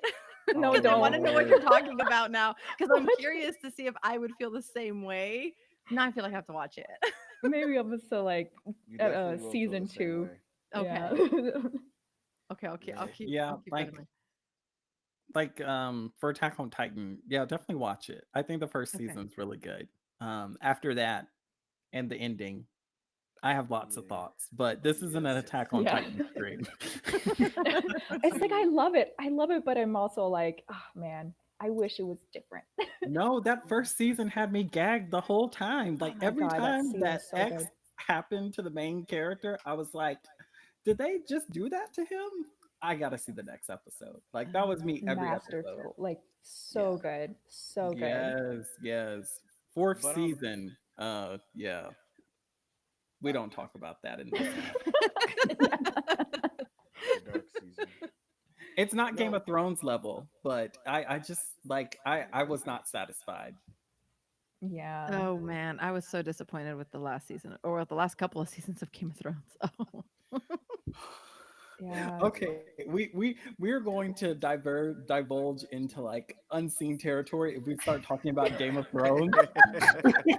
Oh my gosh. Like Like you're gonna completely have me pull derailed. out my notebook. Like I have notes about that series. Oh my gosh. Oh. So, are there any innovative ways that like webtoons or creators could kind of help this situation? Like, what do you guys think, Strawberry? Ooh, this one I actually did have something, and I don't even know if it's gonna really align. So if I'm going off my rocker, just let me know. But I did write on here, I think that interactive elements are great for readers. And I wrote, I know Webtoons, I know because they have an age restriction for children, but like I'm all for, I used to be a teacher, and I'm all for like tactile learning for children, and I'm talking really, really young children. So I'll come back to the Webtoon thing in a minute. But Okay. like doing like the different textures and the colors, for them to like be able to like touch and see and read, I think that's really important. In Webtoon's case, though, kind of bringing it back, 'cause you're like, okay, children, what? But bringing it back to Webtoon, I do remember this was a couple of years ago when I was still reading stuff. I did read one where they applied like a glow and a fade when it was supposed to be like a horror one, or like a scary, I don't know, like thriller type. And I remember this girl walking around with a lamp, or well, it was drawn, but and I remember there was it was glowing and then it faded out. So it faded to black and then you just read the text. And I thought that was really, really, really, I guess, innovative. I thought that was really Mm-hmm, interesting, and mm-hmm. it really kept Mhm. me on my toes, because I was like, whoa, what just happened? Like it's like the lights went out, and but it's the web comic. Like what? And I thought that was super engaging. And I mean, I never finished reading it and I don't remember why, but that I still have that memory, and I don't know what the webtoon was called, but I still have that memory of that effect that they put in that webtoon, and I thought that was really cool. So I do think that that's kind of maybe it's not an interactive element, but I do think that's a really cool effect Mm-hmm, mm-hmm, that mm-hmm. people could do, yeah, for their stories. Mhm. I Yeah, think I to like me that. to me that to me what you're talking about, this goes back into like stylistic choice of how you execute Yeah. your panels or your story. You can do the conventional style, which is just panel to panel. You can do the butterfly style, which is very the most used thing in webtoons. Or you can do stuff like that where you are invoking those emotions. You're really trying to think, okay, how do I want to tell the story? You write an outline down, and then you're like, okay, how do I want to execute this so that the character or the reader is feeling the most emotion from the page and the characters. And I think in that moment, the reason why, even though you can't remember the story, or the artist or why you dropped it. You just remember how you felt within that moment, and I think that's the most important thing. And that's what readers should do, is try to find creative ways to, and this is my opinion, of course. They should find creative ways to always invoke the emotion they're trying to make by using something that is unique to them. It doesn't mean you have to go out of your wheelhouse and go searching outside and try to find things in tree branches and do all this other stuff. It just means do something you want to do, because I think that's where originality comes from. And you know, the best way to be innovative is just to be original, because somebody's going to see that somewhere and be like, "Whoa, this is really cool," or "This is new to me," or "This is something I've never seen." It's like, "Oh, I've seen this from my inspirations," and those inspirations aren't, the reader's inspirations a lot of the time. So, yeah. Yeah, Yeah. totally. I love the idea of like the originality. I think it really does call people in. Like I remember watching or not watching, sorry, reading Ava's Demon and on the Mm. website that they have. And it was like cool, like all these different features of like adding music or adding like animations. Even I think Room of Swords, I was it like I swear there was like animated sequences in there for like some of like the panels. Maybe I'm just That's going super nuts, but cool. like I it felt like adding those like little things in was super exciting and super immersive to like those bits of motion. I know it's like already so hard to make just a still panel, but Yeah, yeah. I think it's such like a lost opportunity that webtoons still is so archaic, and or they like cock block Mm. all those cool features to only originals. Like you can't even have a Oh, freaking yeah. custom banner. Like it's so dumb how they do it. Sorry, that's my Yes. tangent, but I Yes. think if you have like your own website where you can do like add those music like tracks to play over your webtoons, or have like Mm-hmm. the ability to like create more interactive things, or like more accessibility, like reading out loud, like where for people who have like vision issues, like they can still be able to have like auditory like reading aloud the different panels. Like I wish that those features were like included into webtoons, because it's such a freaking missed opportunity. And like I Yeah. have such beef with like whoever Yeah. designed it, because it's just feels like it has not evolved since like 2019 at all. So let's not Yeah. hold our punches here. Okay. Do it. Webtoons Punch. platform for literally the Canvas side, like, sucks. Oh my gosh, yes. Like, it Oh sucks my, yeah. terribly. And just to even because I had something I wanted to say on the last slide too, but just to talk about, even like, is there a way Webtoons could evolve, and regain reader interest? Imagine them opening up the wheelhouse and just saying, hey, for all of our Canvas creators, we're going to allow you guys to have a fully customizable profile. Take it back to the Yeah. old Facebook days, Yes. where you're Hmm, able to yes. just fully put Mm. music on there you Yep. want. You're able to do all this stuff and just kind of customize. So when people go on your profile, they get this sense of the creator. Or let's Yeah. say the creator's like, I don't even want to make it about me. I want to make it about my story. So when you come on here, Hmm. you see maybe a GIF or a GIF, however you pronounce it. You see one of those kind of moving in the background with like some trees. Like, if it's a murder mystery type story, you see the person kind of their clothes kind of shuffling. Something you would see from, like, if you guys have ever seen those League of Legends like backgrounds, how they're like animated Mm-hmm. and stuff. Yes. Oh Yeah. Yes. yeah. Imagine They're really nice. imagine them being like, hey, you guys are allowed to have something as detailed as that. That's as far as you could go, because we have a bandwidth to kind of keep up with.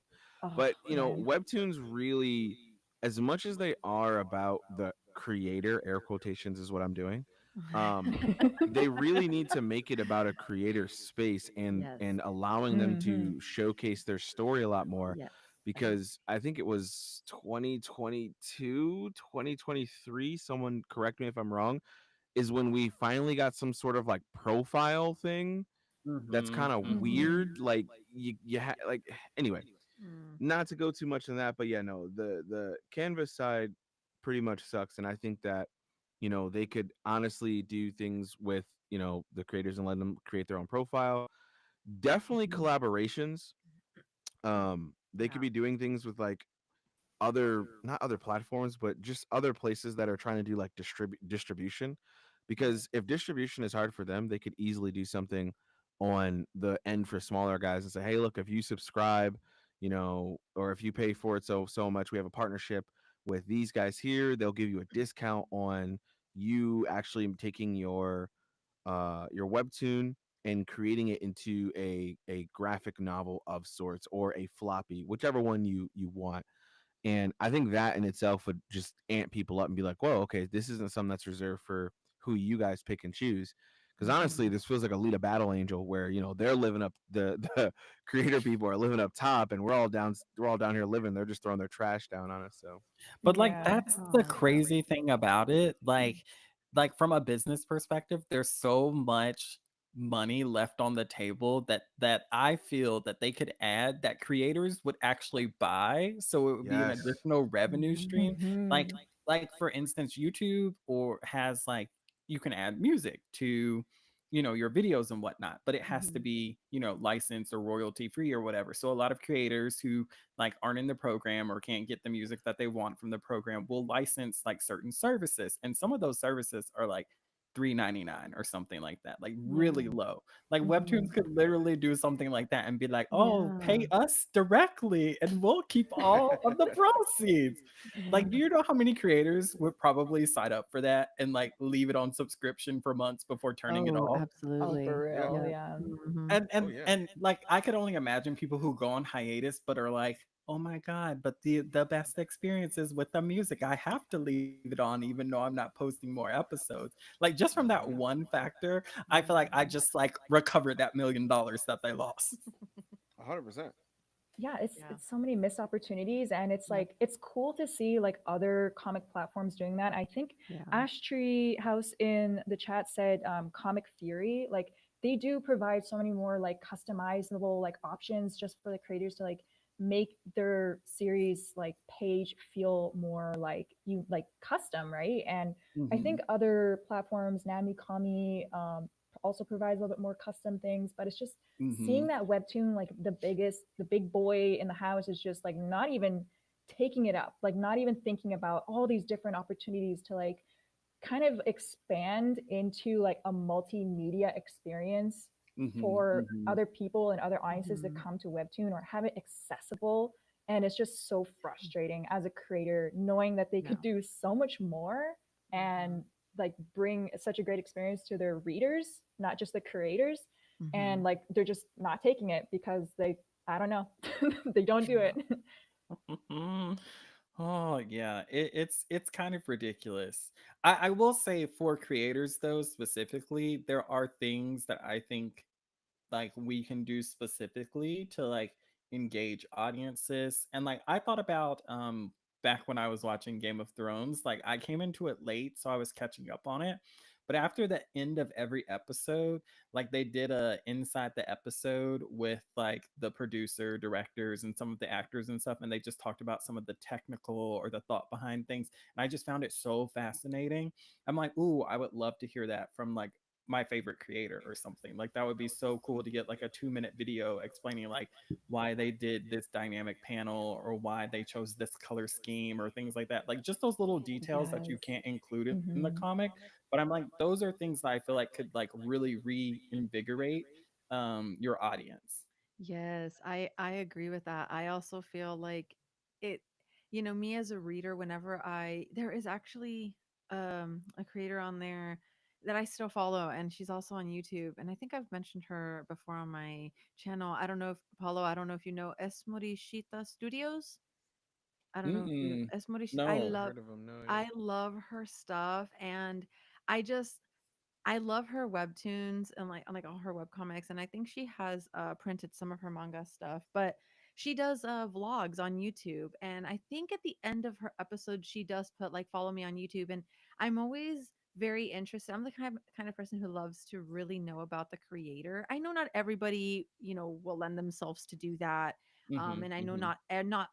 not every audience will be interested in really, they're just like, I'm into your story, but like I don't really want to know about you or your life, but I am kind of like, I really want to know, what's behind the creations. And she does do YouTube videos, like vlogs and stuff, and like sometimes it's just like Ooh. her going to an artist alley, or like, her being her with her husband or her kids. And I just feel like that's so special, because I'm like, wow, I get to see like this normal person who's a mom and a wife, and like she's creating her webtoon, but like she's she's there's a face to it, right? And she's so Mhm. human. It's Yeah. not like, I hate to say it, but a lot of the really popular webtoons, they feel very, like you said, Magic, earlier, they feel very corporate. They do, and feel very cold sometimes, because I'm like, I don't even know who's Mhm. behind this.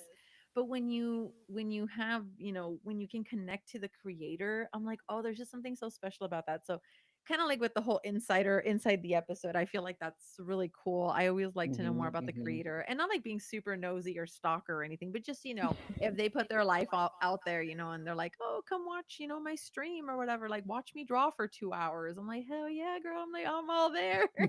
But so yeah, I think that's super cool. And also collaborations. I love, and I will eat up all the collaborations with artists. I love it when two artists come together, like two of my Yes. favorite, and I'm Yes. like, and they come together and they make something, they make merch or whatever. I'm like, oh my god, this is so cool. I'm like so amped for stuff like that.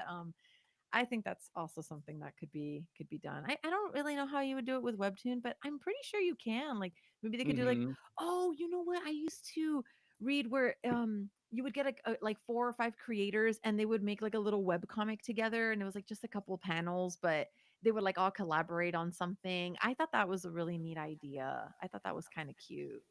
Yeah. Yeah, I think Magic Lands was in a collab not too long ago.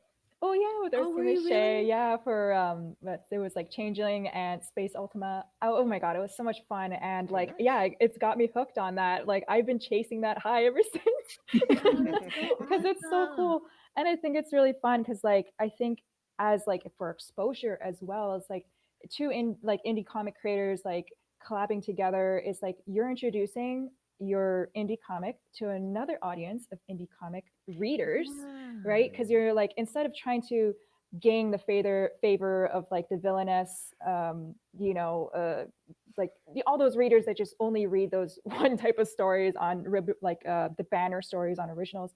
You're having already readers who are invested into Canvas stories and they liked and they're adventurous and they're open minded and they're a lot more, they find that like it's more approachable, right, to enter your story through another creator. So I think it's like super beneficial not to just like, not only are you just like getting a wonderful opportunity to try something different and do a really fun crossover with other characters that you really enjoy from another story that you really enjoy, but Mhm. you're like spreading your comic into other people's lives as well, and vice versa. Like then an audience from your end of your comic can then be introduced to their story. I think that's so beautiful, and I really hope that more creators are more open to that idea of collaborating.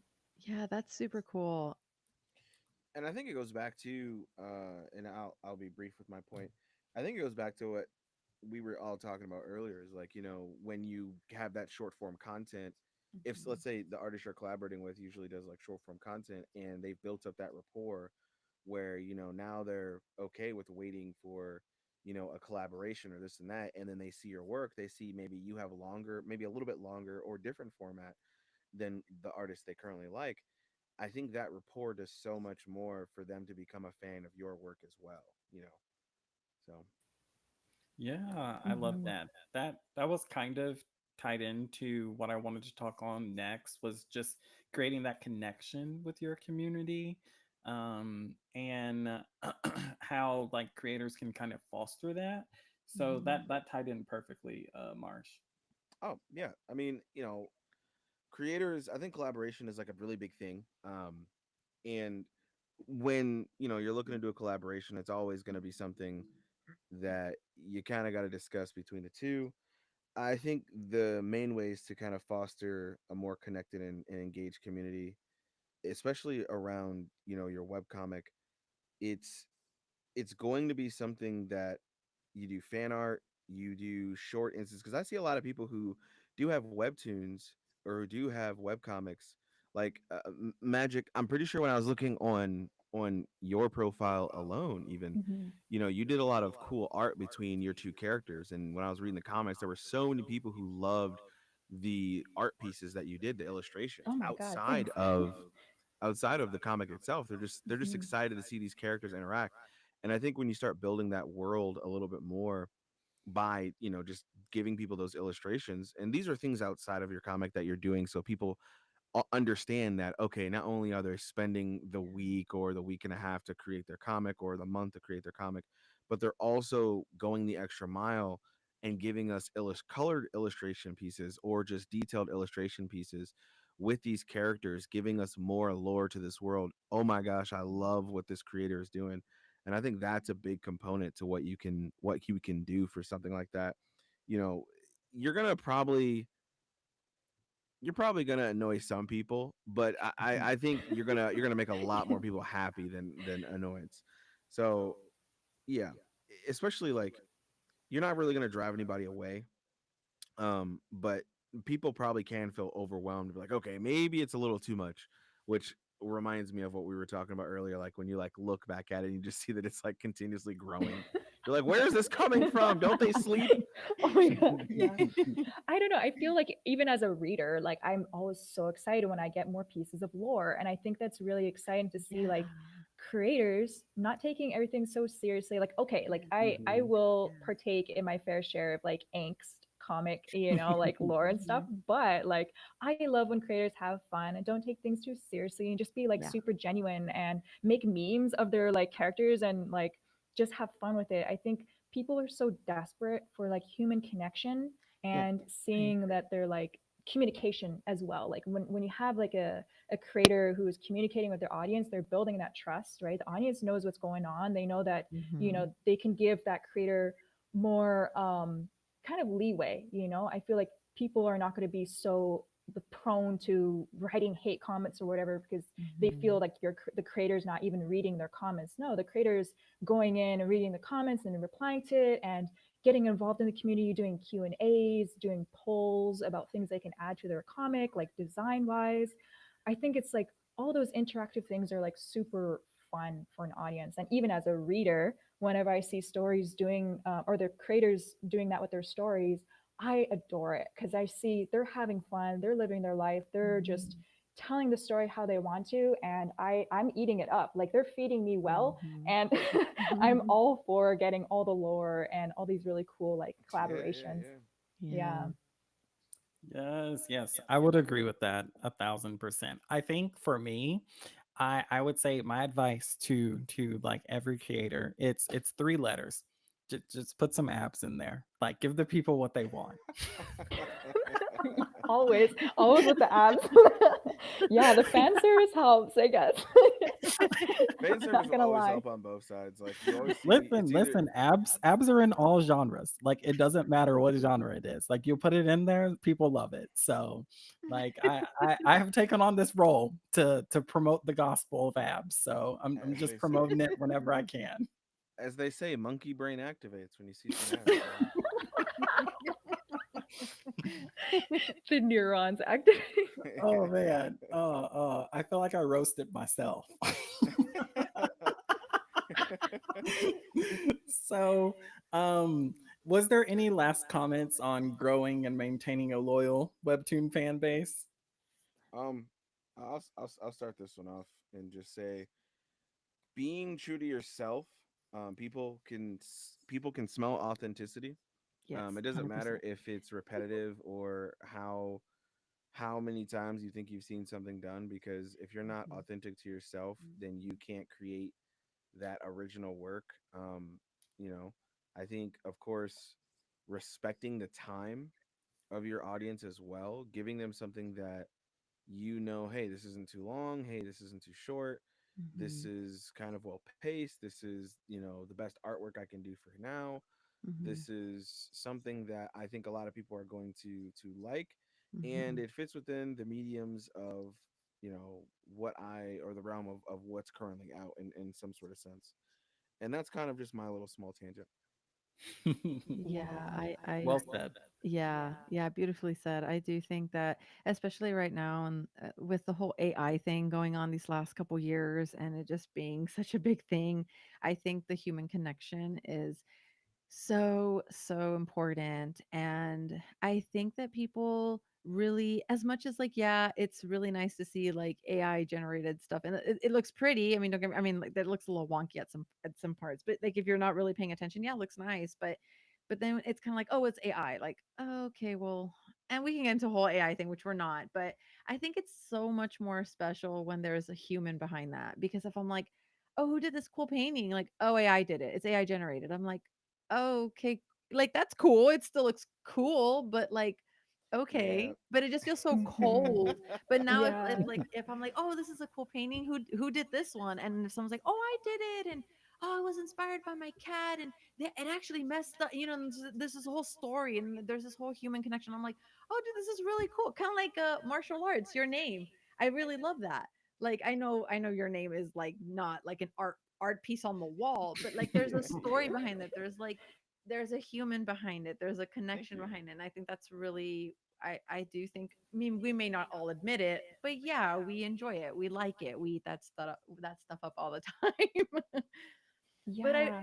I did want to say one thing. I think that also like maintaining fan base and like growing, and I'm going to say this, and I know I have a little shop and like I do my little handmade stuff, but I do Which think is that, adorable. yeah, thank you. I do think that merchandise, and like I know a lot of people, you like they will outsource to, like Printify and stuff, but I think maybe even doing your own. Well, this is again not for everybody, and I know webcomic creators already have a lot on their plate. Trust me, I empathize. I know it's a lot of work, but I think doing a little bit of merch, some stickers or keychains, and also if you can afford it, I know that is a very privileged thing for me to say, oh, you should like do merch on your web comic. But if ever you had the opportunity or have an opportunity, I do think that merchandising, I don't think that's a bad thing. I don't think that, maybe doing an art market or like an artist alley, just trying it out for like one time, something free and local, to put your name out there and do something a little bit different, and maybe do a little bit of something, something for your readers. You could do like a raffle or a giveaway, which I know also has its like, I guess it's negative thing around the whole giveaway thing. I've heard a lot of like controversy on that too, but I think like little giveaways on like stickers or something, with your work on it. I think people, they really appreciate things like that. I mean, maybe it's just me, I don't know, but I know like when I really like something and when I really connect with something, I'm like, "Oh, is there a sticker of this, or is there a shirt of this, or is there like Hmm. a Hmm. little something, right? Even if it's handmade by the creator, like, yeah, I made these like little stickers, like these 10 stickers, and like I'm going to give them away or whatever. I think there's something so special of that too. But again, I Totally. Yeah. understand it's a lot of work, and I understand money and all that stuff. So I mean, it's not for everyone, but But it's like it's such a great idea though, and I love that, especially for like, especially if you have like a lore attached to it, like yes. the barrier scroll, absolutely amazing human being. First off, like her art is so gorgeous, and her in the story, like there's like a necklace that's actually she has like the in her shop, in the Etsy shop, that is included in the actual story, and each piece, each item that you can get on her shop is like has lore attached to it. And I think as like a fan of a story, and like if you love that artist and if you love the story, you can be like that much closer to it, right? You can kind of like Hmm. Hmm. embody it, and especially like everything it means. Like I think sporting merch is like super great for also building community. Like there's been some friends that I've met because I'd be like, oh yeah, I like your Tokyo Ghoul shirt or something, and then all of a sudden we have like a conversation. I think it's really amazing. I Yeah. totally 100% back you up on that one, because it's Yay. like Okay. I'm merch glad. is such a great idea on Yes. like just connecting. And I kind of just like to build off of just like last thoughts on like the idea of like just being real. Like you said, like we have all like this AI nonsense going on, but Mhm. people are desperate for human connection. And Mhm. I think if you just focus on telling a good story, putting yourself out there. I'm super shy, so I know it's really hard to put yourself out there. Yeah. But just be real with your audience and communicate with your audience. And also, like, just put your heart into your story, because the right people will find you. And then also network. It doesn't hurt to Mhm. network with your other fellow creators, because they know the struggle and how difficult it can be starting out. And like we've already made very fast friends. We just met, but it's just knowing that Yeah. we've all gone through such a similar experience. Like it is so supporting as like an independent creator to know that it's like, okay, I'm not alone in this battle. And Yeah. we have to support each other, because we can't let this community become a crab bucket, especially with Mhm. like the contest coming up and all the rate bombing, it can become so desolate of like connection, because you're like, is anyone out there that's like going to be backing me up? No, other creators Mhm. are here, and we feel your pain, and we know how difficult it is to tell a story and try to make it in this world. um, and you guys are like not alone. You know, there's a whole community of us out there, and reach out to your Yeah. fellow artists, because yeah, we should be supporting each other and bringing each other up from below. Oh my Yeah. gosh. Yeah, Yes. I Beautifully agree. said. I just want to No, say, I thanks. want us to rise up against the rate bombing this year. Like anyone who Yes, gets rate bombed, I want us to go please. and like it into infinity. Yes, yes, Yes. that's it. I That's want it. Webtoon to be so confused by the Yes. statistics they get that they're Yes, like, what the heck is please. going on? Yeah, I'm so like I'm not even participating in the contest, but I'm like, oh my god, I really don't want that to happen to creators, and I'm I like, I know. feel the pain of like, I don't want them to go through that, because like everyone has such amazing stories, and I don't want rate bombing to be any kind of reason that someone doesn't want to read it, or any kind of reason that Mhm. Webtoon will overlook it. It's so despicable. Ah, Yes, okay, yeah, it's that's so my bit. crushing. No, you know what's funny, Magic, is that's kind of the reason why I stopped my webtoon. And I didn't join a contest back then, but I got so many I got downrated so much on my work, but I would get really positive comments. So I just kind of was like, why do I keep getting like 1, 2 star ratings? Like, and it would just like I would get downrated so much that it disheartened me. And I was like, oh, forget this. Like, I don't know what's Oh going on, no. but you know, one thing I didn't do, something I'm doing now that I didn't do then is what you said is I didn't reach out to other creators. I mean, like I did, but I really didn't because I was really incredibly shy, and I'm trying to break out of that. What I'm doing now is I'm trying to, I guess, surround myself with more like-minded, people and artists and stuff, so that I Mhm, don't feel mhm. alone, because we all understand, all the work that it takes to make this kind of stuff, right? Like regardless of what Hmm. art field you're in, it's a lot of work. And that's something I didn't do back then. I didn't really surround myself with a whole lot of people, and I felt like I felt so alone. I felt so alone, and I was I was like crushed and disheartened, and as you said, I was paralyzed, and then I kind of just quit. But yeah, so don't feel alone. Like Magic said, there's a lot of us creators, and like reach out to all of us. Like, yeah, we're here. Like, we get it. We get it. Yeah, yeah. Mm-hmm. And it's just I guess we're moving into our Q&A segment. I feel like we should just go ahead and move into that briefly. I just wanted to piggyback off of Strawberry real quick. Is like I feel like the journey for creating a webtoon can be very isolating. And it's so odd that people would go out of their way to, downvote another indie creator when you know the amount of work that goes into like making even the most simple comic. Like from an evil standpoint, I can see the plot line, but from like a logic standpoint, I can't, because I'm like, what do you gain? You don't gain anything. And even more so for the contest because it's so arbitrary. So I just Exactly. don't want anybody to think like just because like your rating is low or your rating is high that your series has any more value than another series, because it's all arbitrary. Like Mm-hmm. you could have a really low score on something and like the masses could love it. So, Right. it's just one of those things where like don't be discouraged or disheartened completely because of arbitrary numbers that Exactly. don't fully mean anything in my opinion, but who am I? Oh man. So, we actually have been getting a few questions. So, if you guys have just a few more minutes, do you mind answering some of them for the people in Yeah, the chat? Go ahead. Yeah. let's do it. Yeah. Okay, so Jess said, I want to start doing a feature comment from the last episode at the bottom of my episodes. Do you guys think readers would like that or meh? I think I think, readers would enjoy that. yeah, me too. Yeah, I I think yeah. I agree. I think Yeah, readers yeah. would. I think if the comment has some substance to it, I would enjoy seeing what other people are saying. Mm-hmm. Or if it's funny. I love a funny comment. Oh Same. yeah, like if it's like really fun, and like I think it's also pretty cool, because I think people will then be more willing to comment, because they'll be like, oh, like Mm-hmm. maybe I'll be Oh featured, yeah. right? So I think if you want to build Mm. engagement, I think Yeah. that's a really cool feature. Yeah, it's like Oh an yeah. incentive. Yeah. That is true.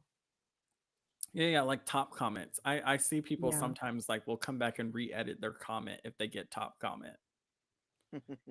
Artsumi Shay said, question with the 2025 contests and what Webtoon says they're looking for, do you think that will solve the problem discussed in this roundtable?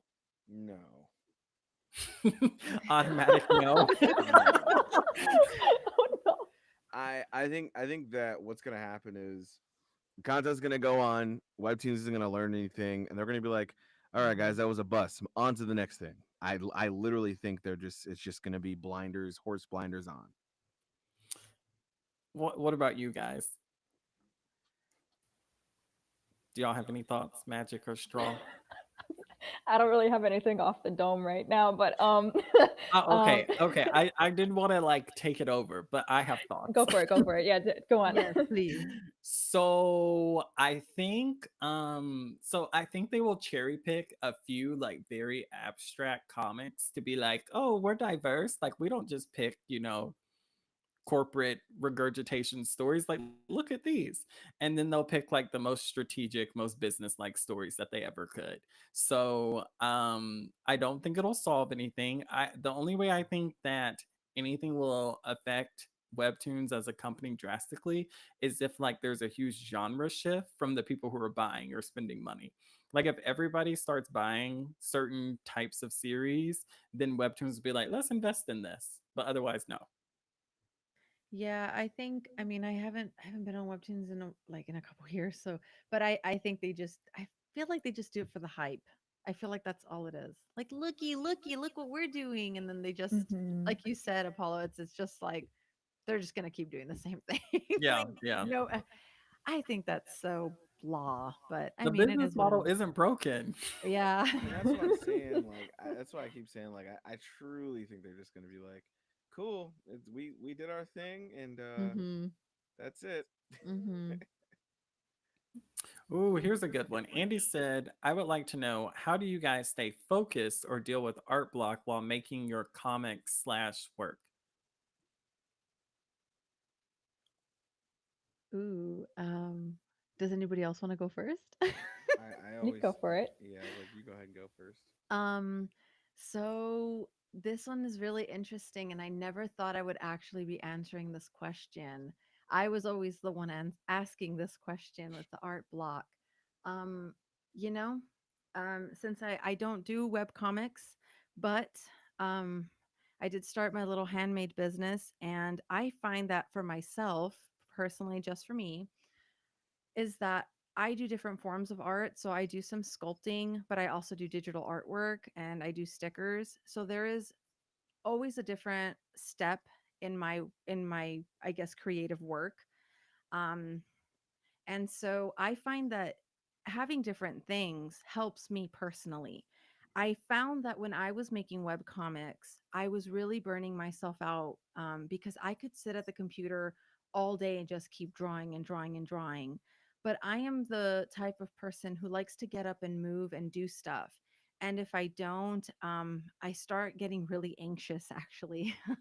So I took up sculpting and I started sculpting my little, my little characters.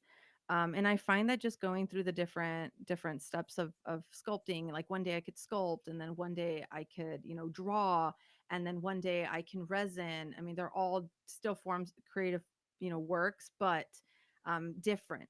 And so for me, that really helps the art block because if I am ever in a position where I'm like, I can't really create stickers right now. So like if I put myself in a position where I only make stickers or I only make illustrations, yeah, that would be really hard because I would never have any other outlet. So giving myself different creative outlets has really helped. And I think it really comes down to you personally. What is it that you enjoy? Because maybe sculpting gives you anxiety. I don't know. I mean, it's not for everybody. I find it Mhm. very therapeutic for myself. But I think also stepping away, if you're the type of person who's creating digital work and you're at your desk, or you're creating traditional work, you're painting, you're sketching, whatever it is that you're doing. If you find that you're like, I just can't anymore, I I really do encourage you to do something different. Step away for a day or a couple of hours, go, I find, cooking for me is very therapeutic. Baking for me is very therapeutic. I Hmm. go on my walks, I step away, I clean the house, I do life, right? I go help my mom, or I do this or I do that, right? So yeah, I really encourage you to really get to know yourself and get to know what really helps you and where you feel uh I guess get some awareness on like what you're on yourself, like be self-aware of what makes you feel anxious, or like what, when you're feeling like you're blocked, what can you do to help that. It took me a long time to figure it out. So I'm not, this is not something that you will figure out tomorrow, friend. I know that this will probably be a journey for you. um, if this is something you're struggling with. But yeah, that's something I recently learned, and it took me, I will say, man, it took me probably like 15 years to figure it out. So I know that's probably not very Wow. encouraging at all, but it took me a very long time to figure out that I'm a very tactile individual. And while I do love drawing, I cannot devote myself to drawing all day, every day. So Yeah. sorry, this was a very long winded one, but I hope it helped. No, Oh my that God, was it's good. so true because it's Yeah. like, yeah, like being aware of like how you work as an individual. And I know in like with like the education system they put us Hmm. through, and it's like, Hmm.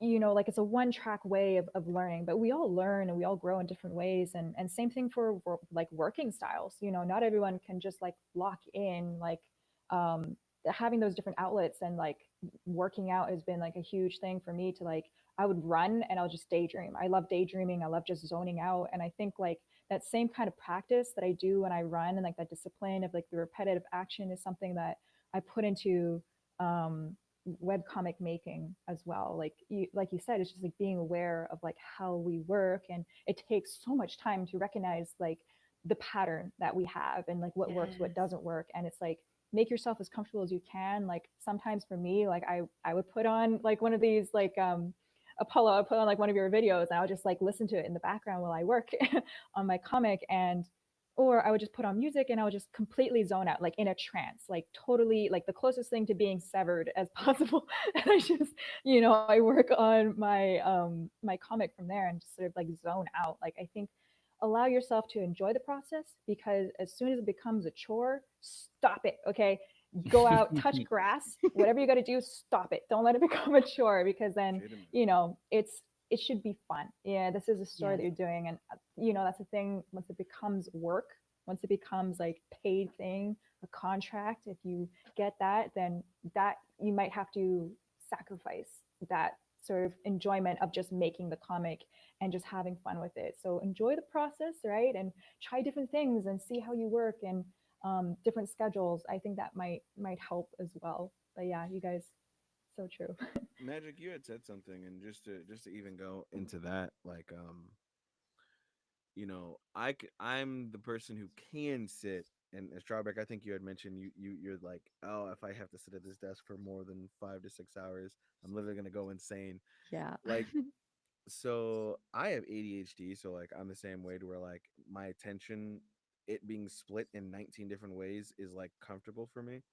So when I draw, like but drawing is like one thing that's always really, or storytelling even, has always been one thing that's like grounded me.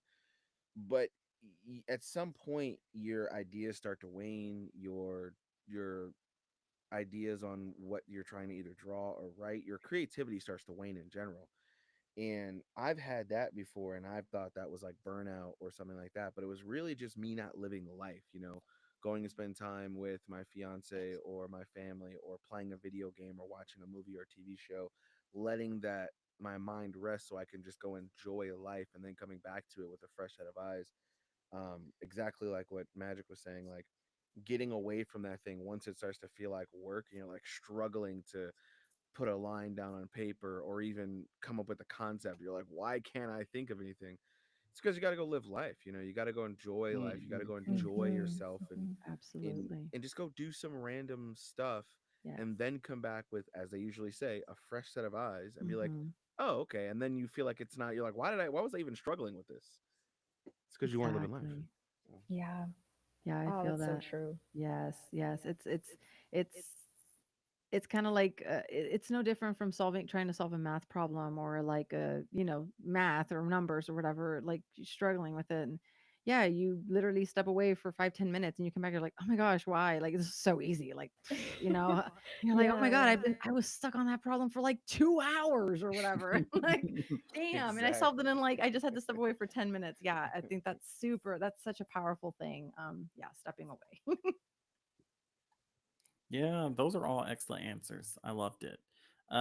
Cantella said, also, I feel like you need context for this. So, me and Cantella are close friends, and her comic has cats in it.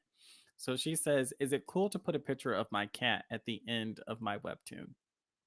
Do it. Yes. Yes. Give us the Yeah.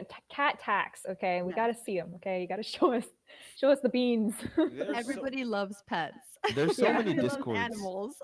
I was like, yeah, there's so many discords and so many groups I'm a part of where the first thing is like, hey, does anybody? It's kind of like you're like a drug dealer and you're like, hey man, I got this cat. Does anybody want to see cats? And I'm like, yes. Like everybody's like a fiend. Like, yeah, show me your pet. Show me the beans. I'm like, okay, yeah, this. So yeah, showing your cat at the end Yes. of your webtoon Hmm. was is like perfect. And Oh, it also, man. oh, sorry. I also No, feel no, like no. it also personalizes it. It's the whole back Mhm. to the whole human connection, right? Like Hmm. a lot of Yeah. us have pets. We all love animals, right? I mean, well, maybe not everybody, but most of us. Yeah. So yeah, it's also part of that connection. I think that would be a wonderful thing. Totally. Oh, yes. I want a pet so bad, but I'm kind of a neat freak. So, and a lot of my furniture is white. So I'd I have mental breakdowns all the time. I I don't can blame only you at imagine. all. Yeah. Having a Yeah. They're pet is, oh destructive. man. I am I got, also a neat freak, and oh my gosh, keeping the house clean with a long-haired dog is like no. It's no. oh, it's bad. Like I put plastic out when people come over. I'm like, oh, Don't don't blame sit you. down yet. Like it's like they're walking into like an episode of Dexter. And I'm like, No, don't worry, I'm not Not gonna an roll you episode up. of Dexter. We just you open the door and there's just like saran wrap and duct tape and it's just they just look at you. You're like, no, no, that's not for you. That's for the couch. Oh, What? it's pretty bad. Listen, it's so bad. Like when you come in, there's like a little chain there, and it's like, do not cross this chain until you take off your shoes. Oh And my god. I have like a bowl of socks there where it's like, okay, you can put on socks though. And it's like, Yes. all right, now walk onto the plastic. Oh my gosh, Yeah. you get me. You and I would be like really good friends. My husband, like I have to always, I'm like, Don't forget to take off your shoes." And he's like, "Oh my God, you and these shoes." I'm like, I just cleaned the floors. Like, ew, you're walking. Ew. I get Does it. he I get not it. know what is outside walking Yes. around? Like Yeah. Gross Yeah. public bathrooms. That's disgusting. I'm sorry. No, yes, I get you, Apollo. I'm right there with you. does your husband need me to come over and like explain this to him? Like I'm Yes, please. concerned. Yes, please. Okay. All right. Explain Don't that to worry. me. Like he's gonna come. Listen, what we need to do is we need to have him go to work, and then I'll come over. I'll bring all of my plastic, and when he comes in, Oh my God. Yes. He's gonna be so confused and so worried. What is he's going gonna be on? like, "What?" And it's like, So I heard you don't take off your shoes. He's gonna be like, "Oh my gosh, really?" Oh man, yes. That's So so funny. yeah, we get to each other, Strawberry. We'll Yes. talk. We'll Yes. talk. Okay. So I think was there another question? I feel like there was another question. Oh. So there was another question from Cantella. How does one speed up their webtoon working process and be more efficient? Oh man. I guess like there's some controversial things, but I don't know. I kind of sometimes reuse panels for occasional things. Um, I'm very much of like I don't care, like the audience is gonna get what they're gonna get if they even get it at all. So, um, I think it's just seeing areas where you can cut back on the perfectionism, right? If you're okay with sacrificing some things, like maybe avoiding having to do like super crazy backgrounds, or maybe you do like a large scale background and then use that and like just crop it in different ways as is like behind your character. So you just do one big illustration of like a background and then you just copy paste and just crop it down to like your panels and just blur the background. And I use like photo bashing for my background. And yeah, I know, I guess this could be cheating, whatever, but it's like, I don't care. Like, it's the vibe that I wanted in my story to feel kind of like a patchwork of like sort of like collagey feel. So yeah, I use photos and then I bring it into Photoshop and I just sort of blend them together, put like a filter on top, and I just crop it down to like my panel sizes, and it saves so much time. And I think other manga artists also do the same thing with photo bashing, and Hmm. they just take a photo, they They put the do. filter on it and put the lines, and yeah, it Yep. saves time. Like when we're telling a sequential story, it's different from like illustration, right? Like you can't Mhm. really make every single panel a masterpiece. Like Mhm. some panels are just sort of progression panels to those big money shots. So Mhm. put in the effort in the money shots. But if you have like panels in between that are like getting you to that point, I think put your effort into like those big ones, but don't stress too much on the small stuff, because yeah, maybe some reader who's super like looking super hard at your comic or whatever will notice it, but like most of the Mhm. time people are just flipping through just trying to get this read the story. So I think like save yourself the heartache of Yeah. trying to make everything, every single panel like a perfectionist masterpiece. Yeah. Oh my Hmm. gosh, I want Hmm. to echo that so hard. That's something I gave myself so much crap about back when I was doing my webtoon. Like, no, I have to draw every single panel, and that is so unrealistic.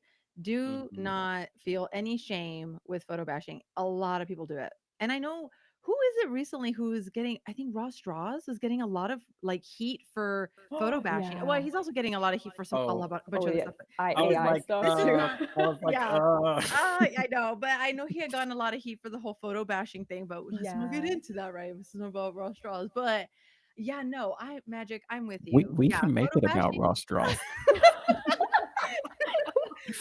Yeah, photo bashing, totally just do it. I mean, yeah, it's just there you already have a whole ton of work to do. If you can just make your life easier by just a little bit, yeah, I mean, there's no shame in that. As long as you're not like being super, sleazy about, like stealing people's work, Oh my god, obviously yeah. right. Like obviously right. But no, Hmm. Magic, yes, I 100% agree with what you said. Yeah, work smarter, not harder, right? So it's Exactly. yeah, save 100%. yourself the heartache. I would like to add, like, I think now that I'm like actively working on like the drawing part of my contest entry, it's a little overwhelming when you think about how much work you need to do. So like when I felt like that sort of mindset was creeping in, I had to break down like, okay, what's reasonable for me to do with like a full-time job, other responsibilities, and other like IRL stuff. And so I was like, okay, can I do 3 panels a day? I think that's reasonable. Can I do 5 panels a day? Oh, I feel like that's pushing it. So I'm like, I feel like you have to balance it with yourself. And so like right now, like I have the storyboards broken out for all of my panels. And so I can kind of look at them and be like, okay, this is probably a panel that's going to take me a while to draw. I'm gonna come back to that. Let me do some easy panels today. So I feel like I'm always like being progressive and being active with like chomping away at what I need to in order to complete what I need to. I feel like if you're not on a deadline, just be kind to yourself. That's so true. Oh my god, everything. That's a Those are good such point. Yep. great tips. Yes, yeah, 100%. Lucid said, how can you know if you're dragging your story? Mm, that's a good one. I feel like my So stories are dragging Oh to the good no. stuff. oh, I'm So sure. I'm I don't know, sure. it just is a story. I I I will say, so I've been in this writing group for the contest, and it's been helping me out a lot. And I will say, like, I feel that a lot of things that I've learned from this group, and my own studying too, is sometimes your story can drag. Like when it's starting to drag, it's too exposition heavy in my opinion. Oh yeah. Like it could be something that you really Hmm. enjoy about your world or lore, but it doesn't fit right for Mhm. the scene or for the explanation for the audience. Like, does the audience need to know this, yes or Mhm. no, which can make it drag. And so I feel like sometimes you have to like reason with yourself and be like, is this a self-indulgent moment? Is this something that I should like post as a behind the scenes on like Patreon or on Instagram or make a TikTok video about? Mhm. Or is it like needed for the story at this moment? Because it could be needed later, Mhm. but just not right now. So I think like exposition trap. And then I think also writing something without a purpose. So like if you have a scene and it's just like fun character interaction, like that can be super fun. Like it can be so much Yeah. fun and you can enjoy it so much. But like depending on the context of what scenes it's in between, it may mess up the flow of what's happening because it makes the reader wonder like, okay, I'm just seeing these people in their day-to-day lives, and if the story isn't set up to be like a that type of story, I feel like it can kind of break the immersion and make the reader feel like this story is just like all over the place and the pacing kind of like goes a little wonky.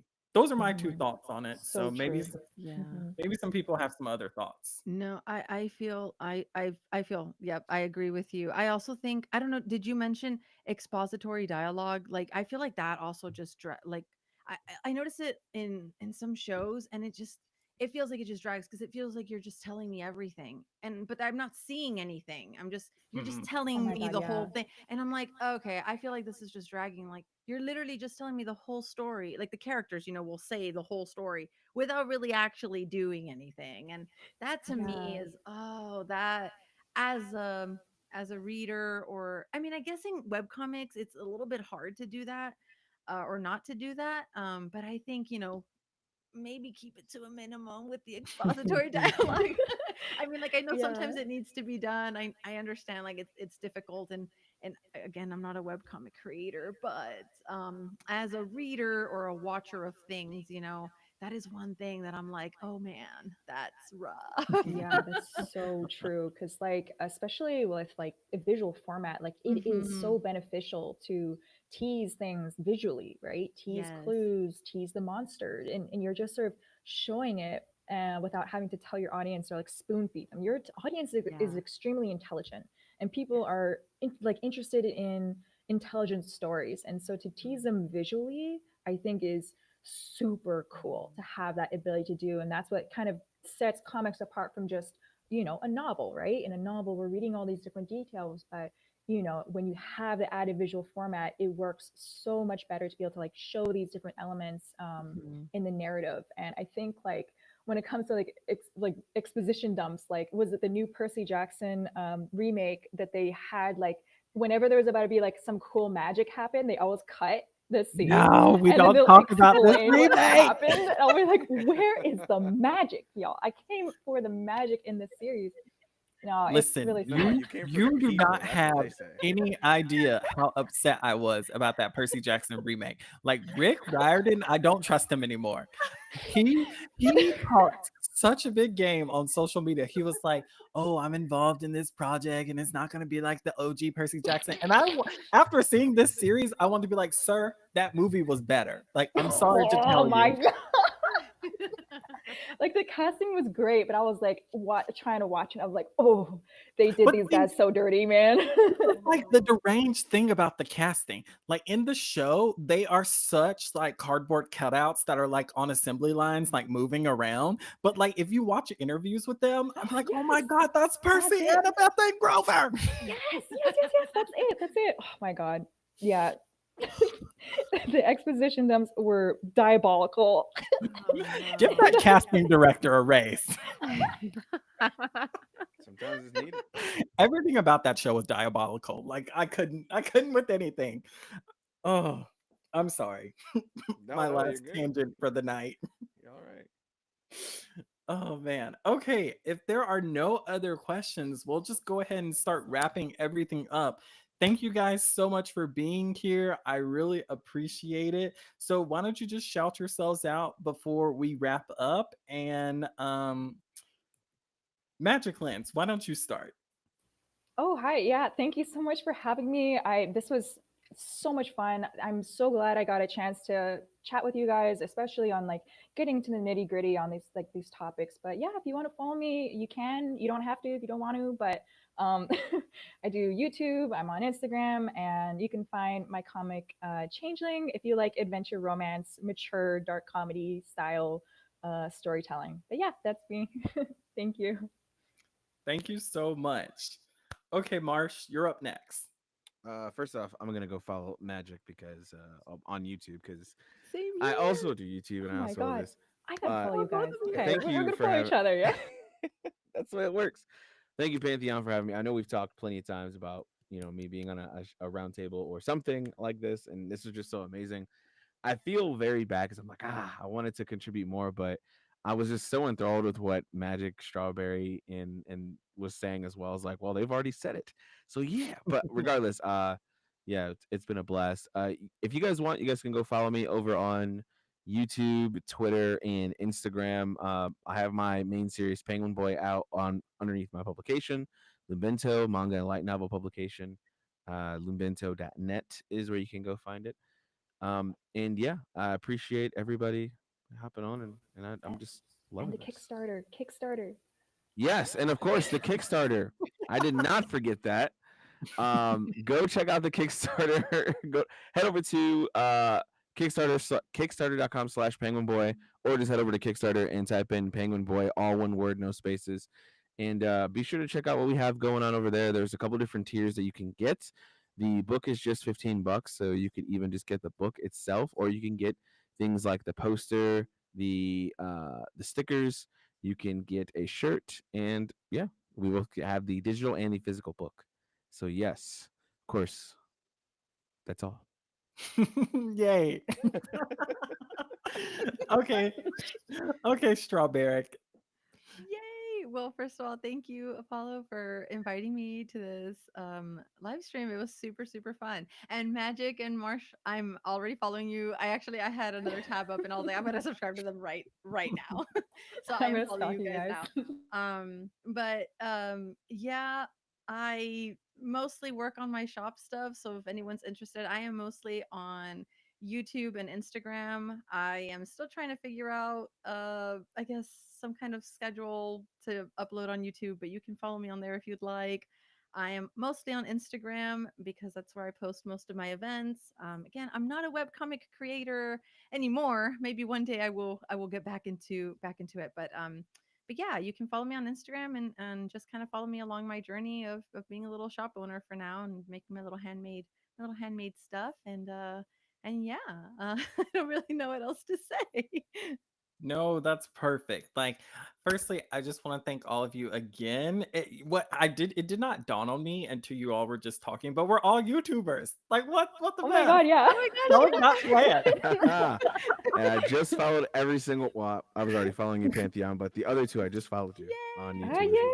So yay. Oh, that's awesome. So, little YouTuber night. So, I'm very much looking forward to our Woo. bingo night. Like, that is Oh going my to God, yes. happen. We Yeah. gotta do Yes, this. I'm here Yes. for this. yes, yes. So, large bingo night coming at you all soon. So, thank you again and goodbye. Enjoyed having everyone here and enjoyed chat as well.